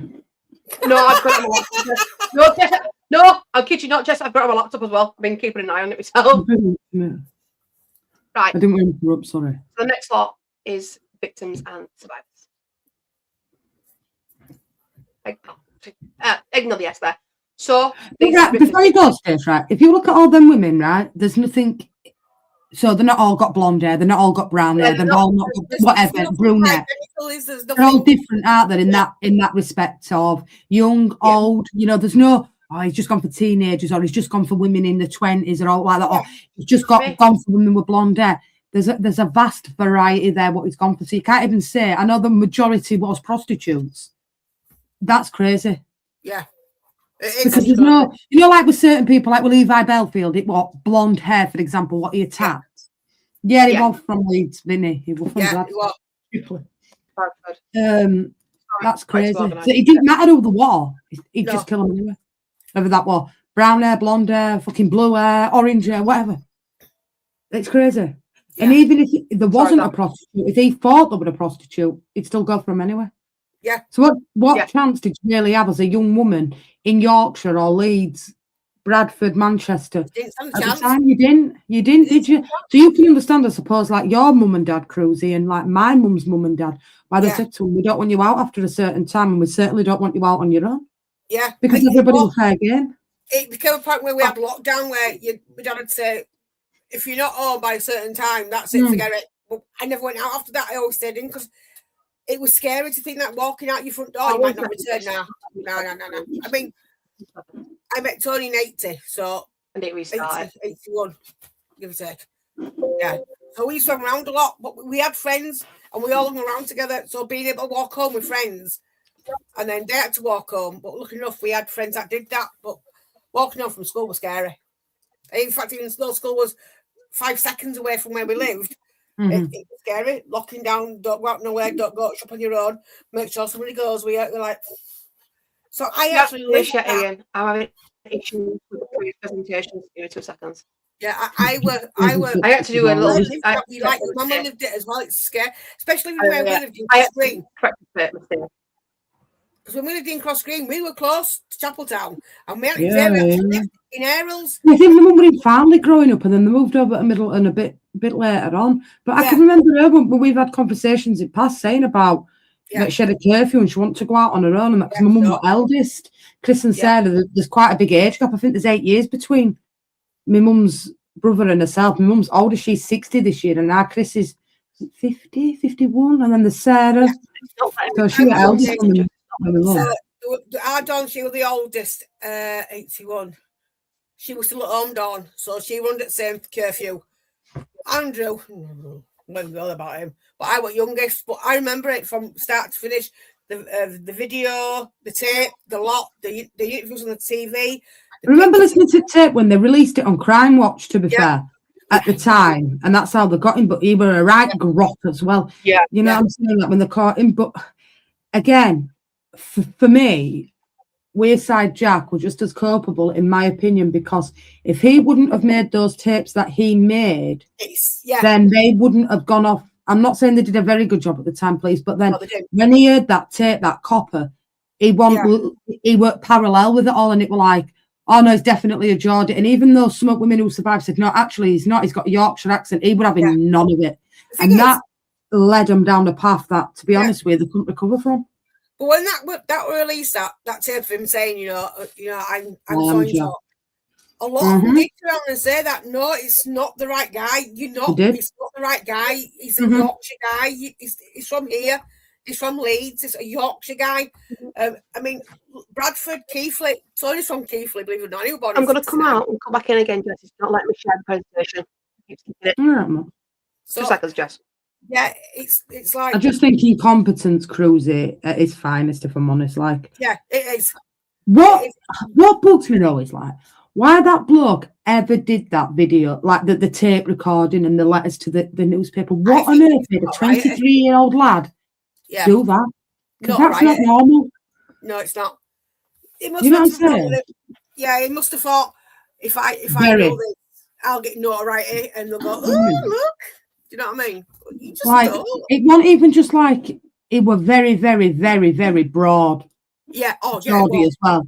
Yeah. But they'd already said, the women that had survived, like, oh no, he's definitely got a Yorkshire accent. So why on earth police then thought, I know the tape he sent, but crazy.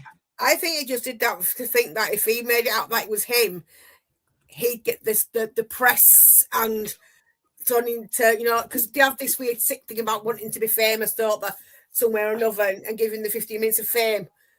I think that's what he did, but I think that's where the mistakes were made. They should have realised he was a Yorkshire guy and not from somewhere else.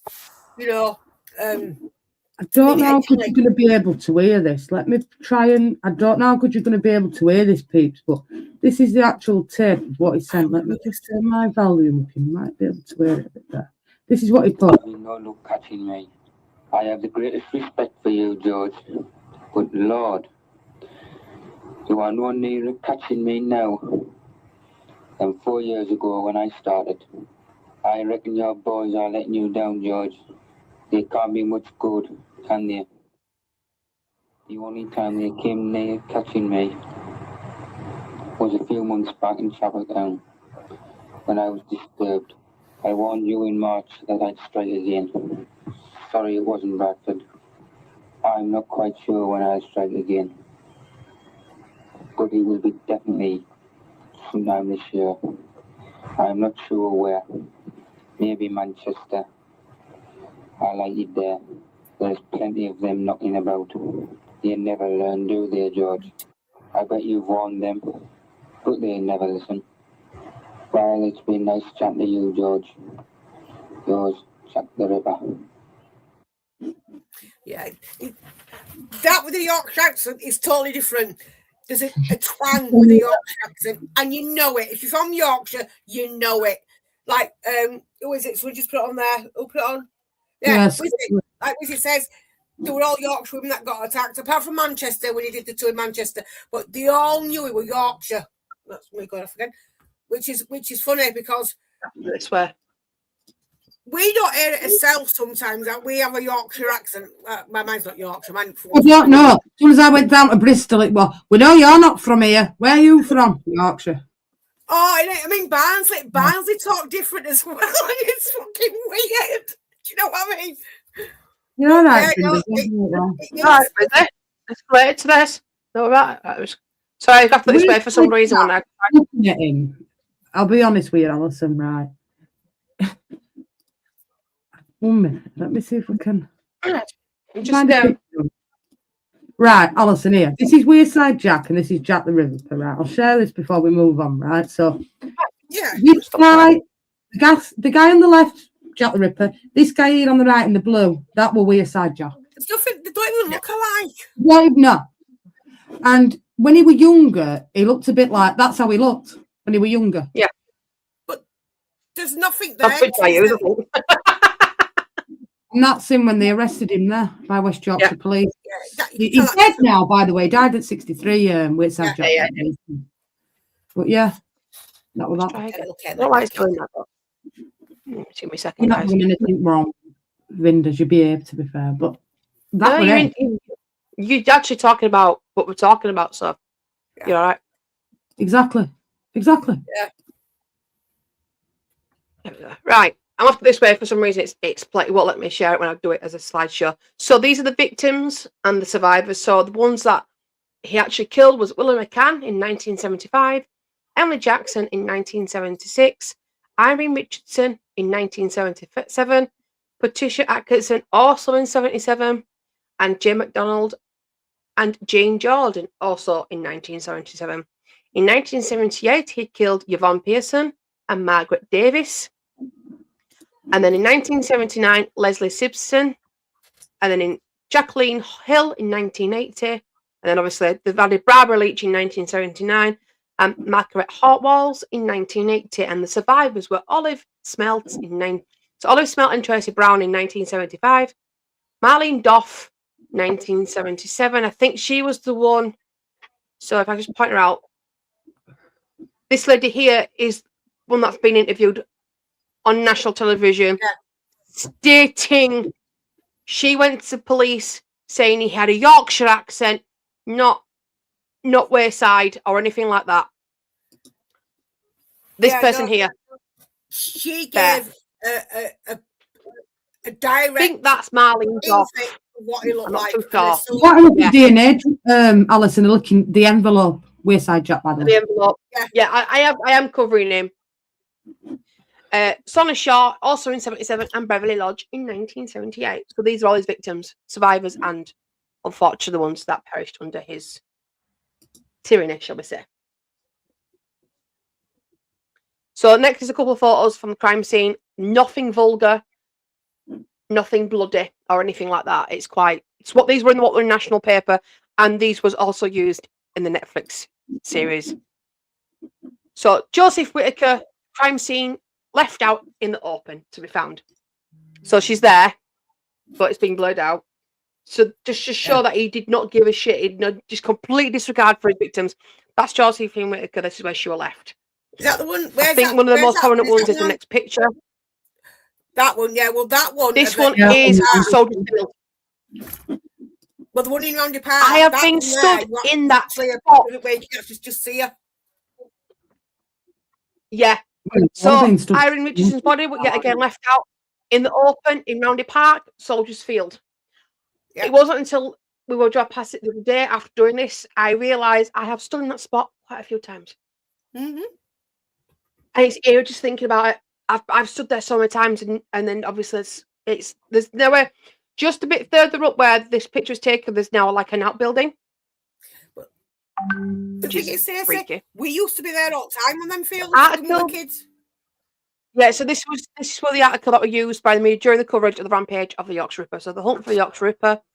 Help us stop the Ripper from killing again. So these were all, obviously, this was after, like, obviously there's a picture there of Sutcliffe and his wife. I think that's an e-fit, I'm possibly sure, but I tried to find things that was used at the time in the media. Yeah, that's his wife. So during the rampage that Peter was causing, there was a hoax tape sent to police, given the name Wayside Jack. This caused the investigation to waste valuable time, even to the point where West Yorkshire police ignored a victim when they stated he was a Yorkshireman. Which I think is one of the one that I pointed out in the picture. She was the one that was telling him he was not any but a Yorkshireman. Sorry, that Wayside Jack lost fucking lives. We all said and done. She's gone to prison for fucking lives. Never mind how long he got. Yeah. So Wayside Jack. The Wayside Jack is a moniker assigned to John Samuel Humble, who was born 8th of January 1956 and died on 30th of July 2019. A British individual who feigned being the Yorkshire Ripper through a deceptive audio recording and multiple letters during 1978 and 1979. Humble dispatched a recorded message articulating in a Wayside dialect along with 3 letters, mocking the authorities for their inability to apprehend him. The message, captured on an audio cassette, resulted in the investigation being redirected away from the Yorkshire region, the actual resident of the genuine perpetrator, Peter Coonan, consequently aiding in the extinction of his assault on women and potentially postponing his capture by a duration of 18 months. Over 25 years following the incident, a fragment from one of Humble's envelope was linked to him via DNA analysis. In 2006, he received an 8-year prison sentence for obstructing the cause of justice. They're giving fucking longer The than 3 that. letters between 1978 and the conclusion of June 1979, Humble dispatched 3 letters asserting his identity as the Yorkshire Ripper. 2 of these letters, postmarked from Sunderland, were directed to the Assistant Chief Constable, George Orfield of the West Yorkshire Police, who was leading the investigation into the Ripper case, while the 3rd was sent to the Daily Mirror. It would have fucking bell end that copper that was in charge. That fucking George Orfield. Oh, what are you doing? This has not got a clue. Yeah. No, it's because it won't let me share it as a full screen PDF. I've got to do it this way. So, Wayside Letters, 8th of March, 1978. Written to Assistant Chief Constable George Orfield. Dear Sir, I'm sorry that I cannot give you my name for obvious reasons. I am the Ripper. I've been dubbed the maniac by the press, but not by you. You call me clever, and I am. You, your mates, haven't a clue. The photo in the paper gives me fits, and that bit about killing myself, no chance. I've got things to do. My purpose to rid the streets of. Sorry, Zach just walked in. Go. Sorry about that. I've got things to do. My purpose is to rid the streets of them sluts. Pardon my French. My one regret is that the young lassie MacDonald did not know cause change routine that night. Up to number 8 now, you say 7, but I remember Preston 75. But get about you now. You were right. I travel a bit. You're probably looking for me in Sunderland. Don't bother. I'm not daft. Just posted letter there on one of my trips. Not a bad place compared with Chapeltown and Manningham and other places. Warn Horse to keep off the streets because I feel it coming on again. Sorry about young lassie. Yours respectfully, Jack the Ripper. Night right again. I'm not sure. Last one really deserved it. Horse getting younger each time. Old slut next time, I hope. Huddersfield never again. Too small. Close call to last one. That's bad. That was the one.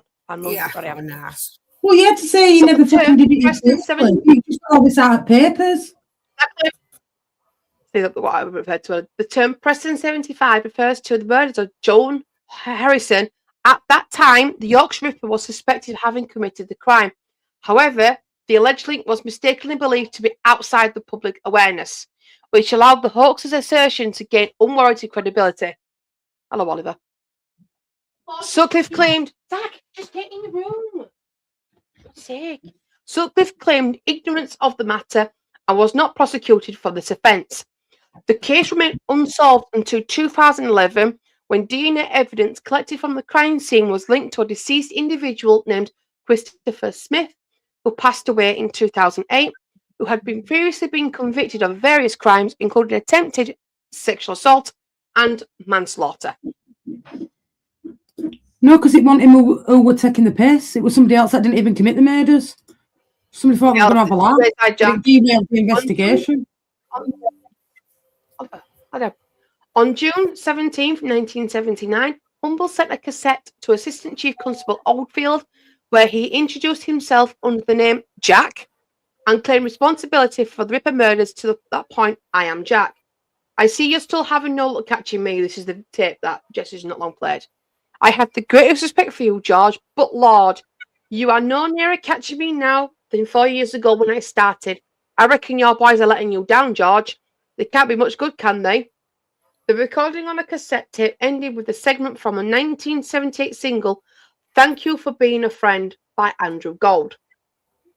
George Oldfield and other senior officers were informed by the FBI that the creator of the tape was a blatant hoaxer. The US profiling expert Robert Ressler indicated in his co-written book, Whoever Fights Monsters, that he contacted them to inform them immediately after he heard the recording. So even American FBI was telling them it was a hoax, and they didn't listen. Is the last one on West Side Jack? Yeah. That hoax saying, thank you for being a friend, it was actually used as a 1986 Vindaloo, by the way. DNA it was used as a program's fucking theme tune, and I cannot remember what it was. I can keep thinking. I know the songs made. Thank you for being a friend. Yeah. As the West Yorkshire police pursued various leads, Sutcliffe went on to murder 3 additional women and assaulted 2 more. It was only after Sutcliffe's admission that the Wayside Jack case was revealed to be a fabrication. Mm-hmm. Oldfield chose to retire early. No viewing wonder. the situation as a complete disgrace. He passed away in 1985 at the age of 61. During Humble's trial, it was revealed that Sutcliffe had informed the police post-arrest in 1981 that as long as that was happening, I felt secure. I'm not a Geordie. I was born in Shipley. On 21st March 2006, Humble was sentenced to 8 years in prison, and in July 2006, he launched an appeal against his sentence, which was rejected in October of the same year. And then he should have gone to life. The city was similar to. Yeah. These are some of the tools similar to ones found to be used by Peter. Obviously, no screwdriver. Just give me 2 seconds, Jess. I can hear Zach pottering about. Yeah, Scooby, you're right. The Golden Girls. Yeah, the Golden Girls.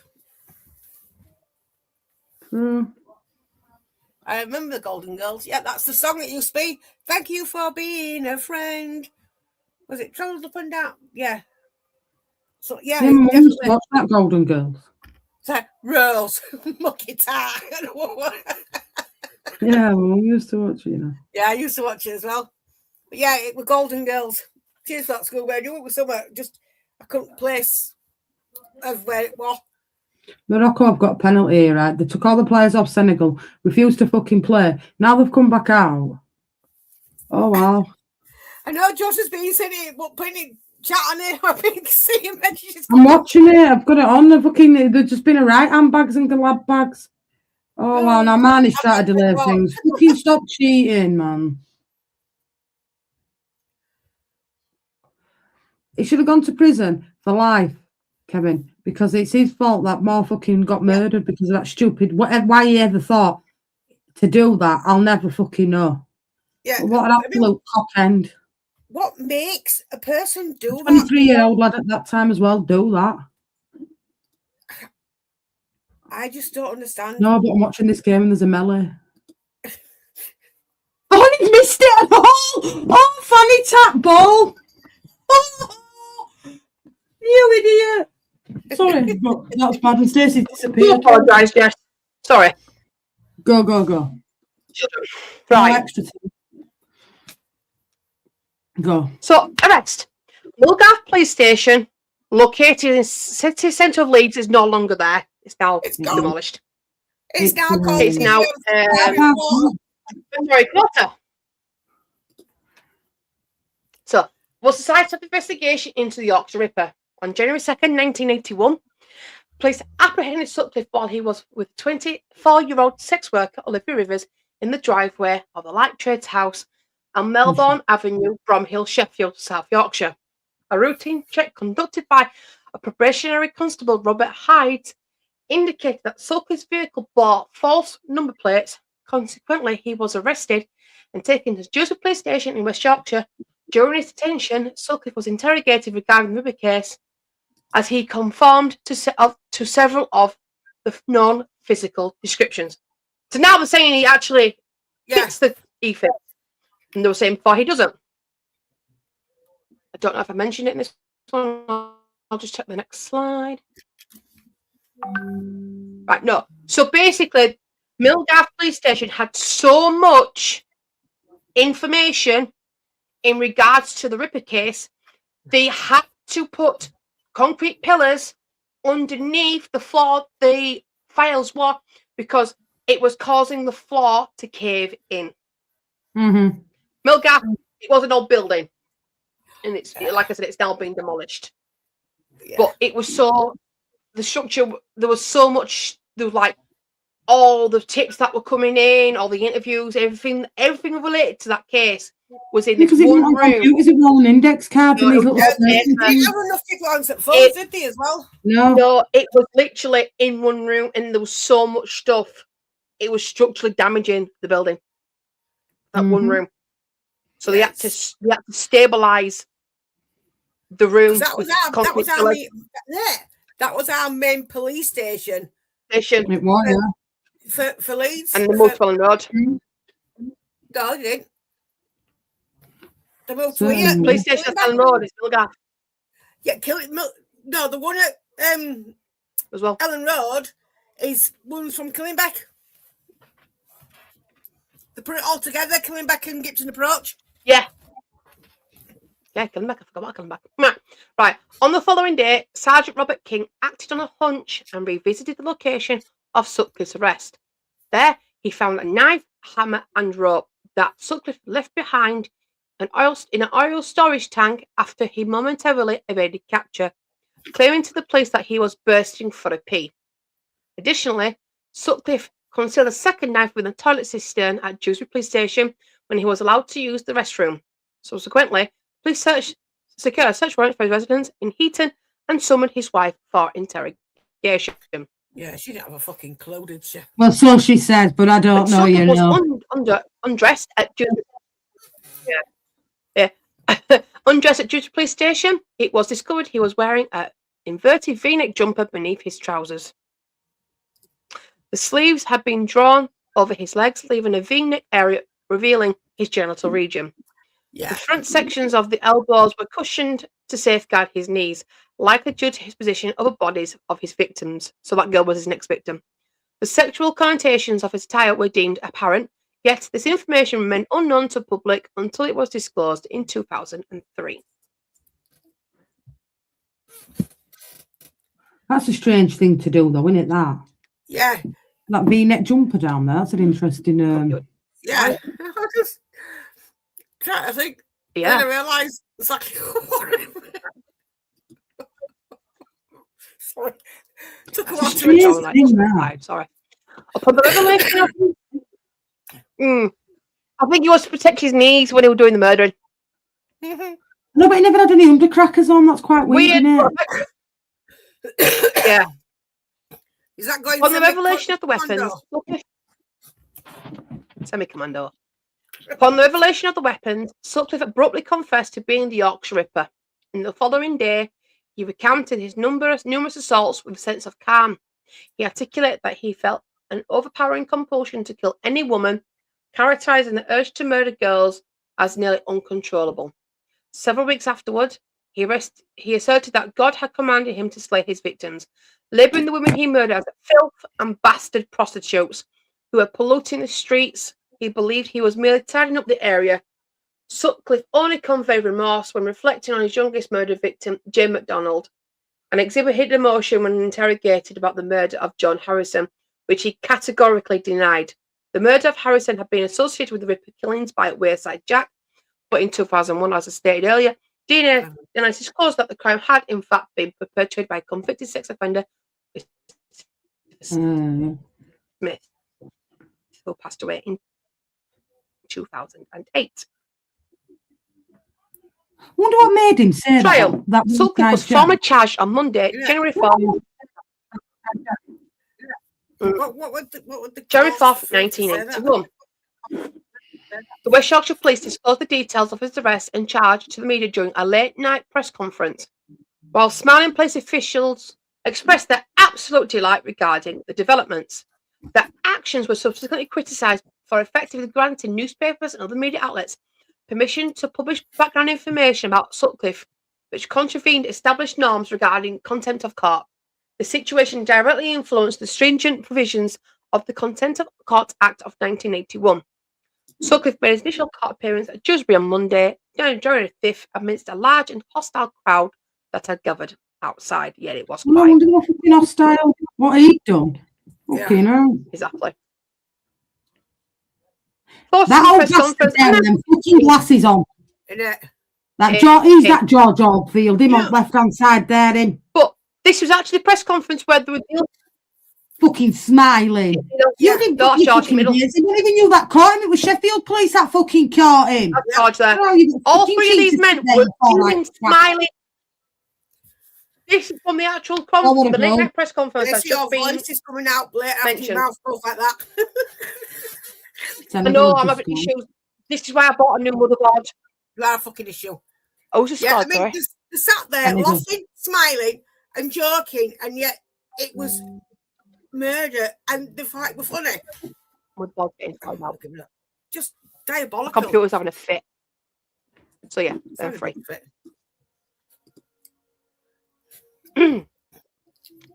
During his trial in May, Sutcliffe entered a plea of not guilty to murder to 13 murder charges. It's admitted to manslaughter due to diminished responsibility. Yeah, I've just seen it now. Fuck off, he knew exactly what he was doing, diminished responsibility. Fuck yeah. His defence predicted an assertion that he was an instrument of divine will. Sutcliffe stated that he had been compelled by voices instructing him to murder prostitutes while he was employed as a gravedigger, claiming the voices emanated from the headstones of a Polish individual, Bronislaw Sobolski, and that they were the voice of God. Whatever. Bullshit. You just didn't want to go to prison. Bullshit, yeah. Sutcliffe admitted guilt to 7 counts of attempted murder. The prosecution was prepared to accept his plea following a diagnosis of paranoid schizophrenia from 4 psychiatrists. However, the trial judge, Justice Sir Leslie Boham, required an unusual comprehensive justification for the prosecution's stance.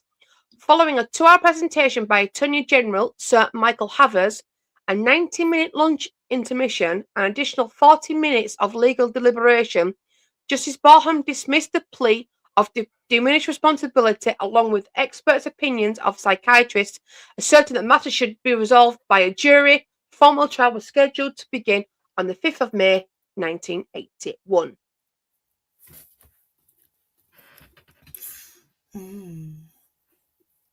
Sutcliffe's trial extended over a period of 2 weeks, and in spite of attempts made by his legal representation, James Chadwin QC, Sutcliffe was convicted of murder on all charges and received a sentence of 20 concurrent life imprisonments. The jury dismissed the testimonies of 4 psychiatrists who claimed that Sutcliffe suffered from paranoid schizophrenia, a decision that may have been swayed by account of a prison officer who overheard him telling his wife that if he could persuade others of his insanity, he might receive a 10-year sentence in a loony bin, Broadmoor. Following the trial, he spent a subsequent 10 days at Wormwood Scrubs before being moved to Parkhurst Prison on the 2nd of June of 1981. In regards to him being at Parkhurst, I've just found this information out, he was built his own yard. They fenced off a section of the yard just for Sutcliffe. Yeah, they were for not fear locked that he would be attacked by the inmates. Yeah, of course. So he was segregated from the rest of the prison for his own safety. They do that with a lot of them, though. They got him though, didn't they? In prison, they fucking sliced him, didn't they? I didn't. In Broadmoor, he lost got his stabbed in eye. both eyes, didn't Yeah, he got stabbed in the eye in Broadmoor. Yeah, then he got stabbed in the other eye that he had pen. left. Yeah, then he went for the other eye. He was blinded in one eye by a Oh. She's got him with his fucking brain and killed him. skit. Mm. Oh, right, almost done, guys. Justice Brougham declared that Sutcliffe was beyond redemption and expressed the hope that he would never be released from prison. He recommended a minimum of 30 years before parole eligibility, suggesting that Sutcliffe would not be free until at least 2011. However, on 16th of July 2010, the High Court imposed a whole life tariff on Sutcliffe, ensuring he would never be released. After his trial, Sutcliffe acknowledged 2 additional attacks, although he was not prosecuted for these offences. Brown and someone else. He got That I Her mentioned previously. Majesty's pleasure. It's now His Majesty's pleasure. Which is Well, at the time was Her Majesty's pleasure. That's what I just said that. Peter Sutcliffe was jailed for murdering 13 women and attempted to murder 7 others. Oh, sorry. And no sexual offence at all. No. Peter Sutcliffe passed away on November 13th, 2020, at the age of 74, in a hospital due to complications arising from COVID-19. Oh, Big up to COVID-19. Alongside his pre-existing health issues such as diabetes and heart disease. After he contracted the virus while incarcerated, an inquest determined that his death was due to natural causes, with reports indicating that he declined certain treatments and protective measures while in the maximum security facility. Oh, diddums. And I did not change the picture of the last one. No, I did not, sorry about that. So this has been the Yorkshire Ripper. I'm going to stop showing the screen now because it's going to stop me going weird. Let me sit back. It's a bit dark inside it. Definitely guilty by charge. Oh, definitely guilty. Definitely guilty. Need to get my rubber mallet out and go, guilty as charged. You're an evil bastard though, wasn't he? I can't lie. Yeah. I mean, the fear of God that he put up women up, you know what I mean? It was awful. You know? I mean, because your mum's the same age as me, ain't she, more or less? Yeah. And it, like, for me and your mum, it had been the same. Like, I can remember my mum telling me about it, Cruisy, about her mum saying to her, can you? Yeah. And it's amazing how you wear something like when she says without what it said on the tape was I heard the voice of the guy and not her voice. It was weird. Fucking freaky shit. But yeah, no, it wasn't a good time at all. The thing that always bugs me with that is like, I got what he was doing sort of thing, but like, Wearside Jack, like, why on earth he did what he did, I'll never sit right with me what that, because do you think he knew him somehow? And I mean, I'm not saying it wasn't common knowledge what he knew, because it was all in public eye, in newspapers, but what on earth made him do that? It's a strange one. And I genuinely believe that he should have gone to prison for life for what he did, because in my opinion, 3 women lost their lives because of that fucking tape recording. So in my opinion, I mean, he's dead now. He died at 63, the Wearside Jack, but he should have gone to prison for the rest of his life, because you are just as culpable as Jack the Ripper. Oh, yeah. Doing what you did. Yeah, he should have done. And the police and that Oldfield were an absolute joke. Yeah. Absolute fucking joke, that guy. I swear to God, the police, that, you know, we can say what we want about police now, but they're better than what they were then. Yeah, they are. I mean, a lot of things have changed. I mean, the crime rates changed. The way they do crime now, I mean, there's DNA, there's forensics. Oh, yeah, it's harder to get away with the murder now than it was back in the 70s and 80s. Facts. Listen, I don't know, you know, I think we could get away with murders. We watch enough. That is right with it. She gives me left the money. I swear there's a few I'd like to get rid of, but I won't do it. Like, well, yeah. But, I mean,